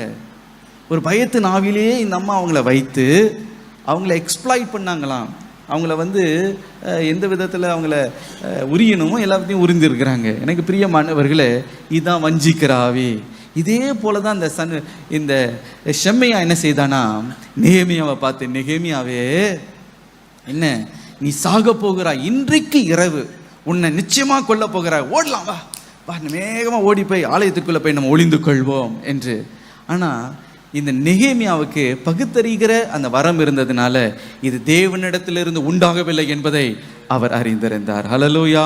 இரண்டாவதாக திட்டத்தை, அழைப்பை நன்றாக அறிந்திருந்தார். என்ன சொன்னார் பாருங்க, 6ஆம் அதிகாரம் 11ஆம் வசனத்துல, அதற்கு நான் என்னை போன்ற மனிதன் ஓடி போவானோ, என்னை போன்றவன் உயிர் பிழைக்கும்படி தேவாலயத்திலே போய் பதுங்குவானோ, நான் போவதில்லை என்றே. அவர் என்ன சொல்ல, என்ன போன்ற மனிதன் ஓடுவானோ. ஹல்லேலூயா. அப்ப நான் அந்த அழைப்பு, என்ன போன்ற மனிதன், என்ன எவ்வளவோ ஜெபித்து எவ்வளவோ காரியத்தை பார்த்துட்டேன், என்ன போன்ற மனிதன் இப்படி வஞ்சிக்கிற ஒரு தீர்க்க தரிசனத்துக்கு நான் பயந்து ஓடி போய் பதுங்க போகிறேனா? நிச்சயமா இல்லை. ஹல்லேலூயா. இன்னும் எதற்காக தேவன் என்னை அழைத்திருக்கிறார், அவருடைய நோக்கம் என்ன? இந்த அலங்கத்தை நான் கட்டி எழுப்பணும், இதுதான் என்னுடைய ஊழியம், இதுதான் என்னுடைய அழைப்பு. கர்த்தர் என்னை எதற்காக அழைத்தாரோ அதை நிறைவேற்ற மட்டும் என்ன காரியம் வந்தால் நான் ஓட மாட்டேன், எதற்கும் நான் அடி பணியவும் மாட்டேன், பயப்படவும் மாட்டேன். ஹல்லேலூயா. அந்த தைரியம் அவனுக்குள்ளே இருந்தது. ஹல்லேலூயா. இப்படிப்பட்ட மனுஷனாகிய நான் ஓடி போவேணும், என் உயிரை பாதுகாத்துக் கொள்வதற்கு ஆலயத்தில் போய் நான் பதுங்க வேணும், நான் ஓடி போக மாட்டேன், ஐ வில் நாட் ரன் என்று உறுதியாய் அவன் சொன்னான். சத்துரு அங்கே வெட்கப்பட்டு போனான். ஹல்லேலூயா. ஹல்லேலூயா. இன்றைக்கு உங்களை பயப்படுத்துகிற காரியங்களை சாத்தான் கொண்டு வருவான். ஓடு அப்படின்னுவான், நீ சாக போகிறாய் என்பான். அதெல்லாம் பார்த்து நீங்கள் பயப்பட, மிரட்டுவான், என்ன பண்ணுறான் பார், அதை பண்ணுறோம் பார், இதை செய்துருவான் பார், அதெல்லாம் ஒன்று என்ன டச் பண்ணாது. இப்போ அப்படி நான் என்ன ஓடுற மாதிரியா இருக்கிறேன்? Do I look like a fool to run? No, நான் ஓட போவதில்லை. ஹல்லேலூயா. நான் என் உயிருக்காக பயந்து பதுங்க போவதும் இல்லை, நான் கர்த்தருக்காக நிற்பேன். இயேசு சொன்னார், என்னை அனுப்பினருடைய கிரியையை நான் செய்தே முடிப்பேன். ஹல்லேலூயா. அதுக்கு முன்பதாக என்னுடைய காலத்துக்கு எவனும் என்னை தொடவே முடியாது, என்ன யார் வேணா வந்துட்டு போட்ட, என்ன டச் பண்ண முடியாதியா அப்படின்ட்டாரு. ஹல்லேலூயா. அதே போல நெகேமியாவுக்குள்ள அந்த விசுவாசம், அந்த நம்பிக்கை, தான் யார் என்பதையும் அவருடைய அழைப்பு என்னது என்பதையும் அவன் அறிந்திருந்தபடியினாலே அவன் சொன்னான், நான்லாம் ஓட முடியாது. ஒரு ஊழியக்காரர் பாருங்க, அவருடைய இடத்துல ரொம்ப அவருக்கு எதிர்ப்பு வந்ததுனால அவர் வெளிநாட்டுக்கு ஓடிடலான்னு நினைச்சாரு. ஆகவே என்ன செய்தாராம், ஒரு முதிர்ந்த ஊழியர்காரர்கிட்ட போய் அவர் ஜெபிக்க போனாராம், நான் இப்படி போக போறேன் என்று. அவர் என்ன செய்தாராம், யோவான் 10:12 வாசித்து சொன்னாராம், நல்ல மேய்ப்பன் தன்னுடைய ஆடுகளுக்காக ஜீவனை கொடுக்கிறான். ஆனா கூலிக்காரன் அப்படி அல்ல, ஆடுக்கு சொந்தக்காரனா இல்லாதவன் அப்படி அல்ல. ஓனாய் வருகிறது என்பதை பார்த்து அவன் என்ன செய்கிறானா, அந்த ஆடுகளை விட்டு விட்டு ஓடுகிறான். ஓனாய் வந்ததை பீறி போடுகிறது. அதை சொன்ன உடனே உணர்வு அடைந்தார். அவர் பார்த்து ஒரே ஒரு வாழிக்கு கேளுங்க, நீ கூலிக்காரனா நீ நல்ல மேய்ப்பனான்னு கேட்டாராம். அதே போல நெகேமியா பாருங்க, அவர் ஒரு நல்ல மேய்ப்பன். ஹல்லேலூயா. தனக்கு கொடுத்த பொறுப்பு என்ன என் உயிர் தப்பும்படி நான் ஓடுகிறவன போலவா இருக்கிறது? என்ன போன்ற மனுஷன் ஓடுவானோ? will a man like me run? No, நான் ஓட போவதில்லை, நான் நிற்க போகிறேன். எதற்காக ஆண்டவர் அழைத்த அலங்கம் கட்டி எழுப்பப்படும். என்ன நடந்தது பாருங்க, உறுதியாய் நின்றான். அதனுடைய ஜெயத்தை நாம் பார்க்கிறோம். நெகேமியா 6:15-16. அப்படியே அலங்கமானது 52 நாளைக்குள்ளே கட்டப்பட்டு எலுல் மாதம் 25ஆம் தேதியிலே முடிந்தது. எங்கள் பகைஞர் எல்லாரும் அதை கேட்டபோதும், எங்கள் சுற்றுப்புறத்தாராகிய புறஜாதியான அனைவரும் கண்டபோதும் மிகவும் முனையற்று போய் இந்த கிரியை எங்கள் தேவனால் கைகூடி வந்ததென்று அறிந்தார்கள். ஹல்லேலூயா. இந்த கிரியை எங்கள் தேவனாலே கைகூடி வந்ததென்று அறிந்தார்கள். யார் அறிந்தார்? சத்ரு அதை அறிந்தான். ஹல்லேலூயா. 52 நாட்களில் ஒரு பெரிய வேர்ல்டு ரெக்கார்டு பாருங்க. அந்த அலங்கம் கட்டி எழுப்பப்பட்டுச்சு. எவ்வளவோ சோதனை, எவ்வளவோ போராட்டம். சத்ரு மனமடிவடைந்து அவன் சோர்ந்து போய், அவன் தளர்ந்து போய், இன்னைக்கு யாரு நிந்திக்கப்படுகிறார்? சத்ரு நிந்திக்கப்பட்டு போனான். தேவனோ ஜெயத்தை பெற்றார். ஹல்லேலூயா. இன்றைக்கு எனக்கு பிரியமான வெட்கத்துக்கல்ல, ஜெயத்திற்கே ஆண்டவர் உன்னை அழைத்திருக்கிறார். ஹல்லேலூயா. சத்ருவன் எதிர்த்து நிற்பான் என்றார், உன்னை விட்டு அவன் ஓடி போக போகிறான். கர்த்தர் ஜெயக்கொடியை ஏற்ற போகிறார். அப்படியே எழும்பி ஒரு நிமிடம் நம்ம ஜெபிக்க போகிறோம், முடிக்க போகிறோம். ஹல்லேலூயா. ஆண்டவரை நோக்கி பாருங்க.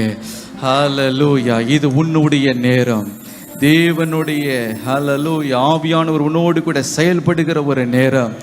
நீதான் அந்த நெகேமியா. உனக்கு விரோதமாக எழும்புகிற எல்லா ஆயுதத்தையும் நான் வாய்க்காதே போக பண்ணுவேன். நான் உனக்காக யுத்தம் பண்ணுவேன். நீ ஓடி போக போவதில்லை, நீ நின்று ஜெயத்தை காண போகிறாய். ஹல்லேலூயா. ஹல்லேலூயா. சத்ருவை பார்த்து நீ கலங்கி கொண்டு இருக்கிறாயோ, அவனுடைய நிந்தனையை பார்த்து, அவனுடைய அவமானத்தை பார்த்து, அவனுடைய பரிகாசத்தை பார்த்து இன்றைக்கு நீ சோர்ந்து போக வேண்டாம். எப்படி எப்பக்கத்தில் உனக்கு விரோதமாய் வந்தாலும் உனக்கு துணை நின்று உனக்கு யுத்தத்தை நடப்பிக்கும்படி ஹல்லேலூயா யூத ராஜசிங்கம் உன்னோடு கூட இருக்கிறார். அப்படியே கரங்களை உயர்த்தி ஹல்லேலூயா ஜெயத்தை நான் ரிசீவ் பண்ணுகிறேன். ஆண்டவரே சொல்லுங்க, ஜெயத்தை ரிசீவ் பண்ணுகிறேன். எந்தெந்த இடத்துலலாம் சத்ருங்களை மண்ணமடிவடைய செய்தானோ, எந்தெந்த இடங்களில் உனக்கு விரோதமாக யுத்தம் பண்ணினானோ, அந்த இடங்களில் கர்த்தர் ஜெயத்தை கொடுக்கிறார். உன்னுடைய எல்லைகளுக்குள்ளே அவன் வரப்போவது இல்லை. அந்த அலங்கம் கட்டி எழுப்பப்பட போகிறது. ஹல்லேலூயா. அந்த அலங்கத்தை ஆண்டவர் கட்டி எழுப்ப போகிறார். நீ இனி நிந்தனையாய் நீ இருக்க போவது இல்லை.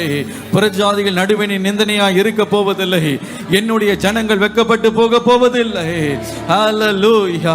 இதோ கர்த்தரே உன்னோடு கூட இருந்து யுத்தம் பண்ணும்படி அவருடைய தயவுள்ள கரம் உன்னோடு கூட இருக்கிறபடினாலே சத்துருடைய சகல சூழ்ச்சிகளையும் ஹல்லேலூயா நீ அதமாக்க போகிறாய். சத்துருடைய சூழ்ச்சிகள் நமக்கு தெரியாதவைகள் அல்ல. அதை எதிர்த்து நிற்கிற எல்லா விதமான சர்வாத யுத்தங்களை கர்த்தர் நமக்கு கொடுத்திருக்கிறார். ஆயுதங்களை கொடுத்திருக்கிறார். ஆவியானவரை கொடுத்திருக்கிறார். ஹல்லேலூயா. நீங்க யுத்தம் பண்ண போகிறீர்கள், நீங்க ஜெயிக்க போகிறீர்கள். ஹல்லேலூயா. ஜெயம் கர்த்தருடையது. ஜெயம் கர்த்தருடையது, ஜெயம் கர்த்தருடையது, ஜெயம் கர்த்தருடையது. இன்றைக்கு அந்த ஜெயத்தினுடைய வாழ்க்கையில கட்டளிடுகிறார். எல்லாம் பில்லி சூனிய கட்டுகளை நிர்மூலமாகுகிறது. சத்துனுடைய சகல சூழ்ச்சிகளை அதமாகுகிறது. தேவனுடைய வல்லமையுடைய வாழ்க்கையில் வெளிப்பட போகிறது. ரீமா லக துனேமே ஷகதனமா ரீதனதரமா வீஹே தினேமே லேஹே தினேமே லேஹே தினேமே. நீ ஒரு யுத்த வீரன், நீ ஒரு சாதாரண மனிதன் அல்ல, நீ ஒரு நெகேமியா. அப்படிப்பட்ட திட மனதை கர்த்தர் உனக்கு கட்டளிடுகிறார். உன்னுடைய விரல்களை யுத்தத்திற்காக கர்த்தர் பயிற்சி தருகிறார். லீஹா தனமா ஷகதன தரமா. நீ விட்டு விட்டு ஓடுகிறவன் அல்ல, சத்ருவை எதிர்த்து போராடுகிறவனாய் உன்னை கர்த்தர் அழைத்திருக்கிறார். ஹல்லேலூயா, ஹல்லேலூயா. உன்னுடைய குடும்பத்தார் எல்லாம் ரட்சிக்கப்பட போகிறார்கள். இடிக்கப்பட்டிருக்கிற பிசினஸ் கட்டப்பட போகிறது.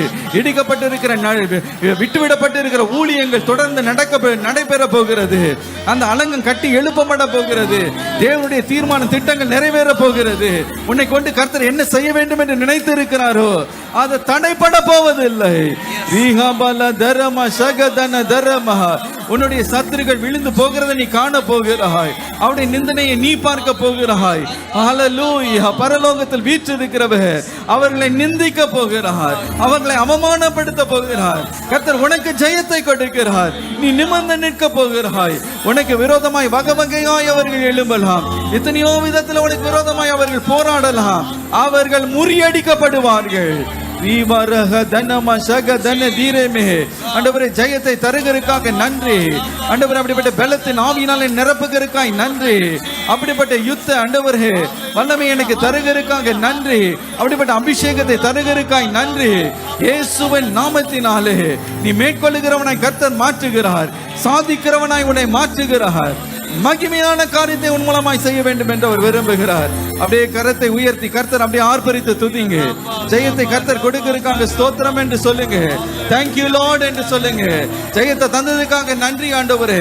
என்னுடைய பிள்ளைகளுடைய படிப்பு விஷயத்துல ஜெயத்தை தருகிறதுக்காக நன்றி ஆண்டவரே. என்னுடைய ஊழியத்துல ஜெயத்தை தருகிறதுக்காக நன்றி ஆண்டவரே. ஹல்லேலூயா, ஹல்லேலூயா. எல்லா அடைப்புகளும் இப்பொழுது இயேசுவின் நாமத்தினாலே அடைக்கப்பட போகிறது. எல்லா திறப்புகள் அடைக்கப்பட போகிறது.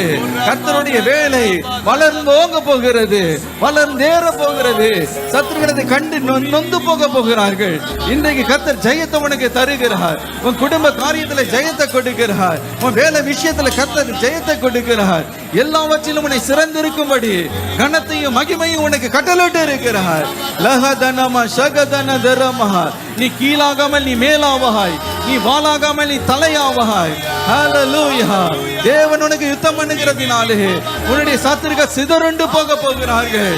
அவர் ஜெய கொடியை ஏற்றுகிறார். யெகோவா நிசி உனக்காக எழுந்தருளுகிறார். ஹல்லேலூயா. ஆண்டவரே, ஜெயத்தை பெற்றுக்கொள்கிறேன் என்று சொல்லுங்க. ரீமே ரேகே தேரேமே ஷகதுலேமே ரீதேனேமே லஹதன தரமஹ. பழைய தோல்விகளை சத்துருக்கு அதை சுட்டி காட்டி உன்னை மனமடிவடைய செய்ய போவதில்லை.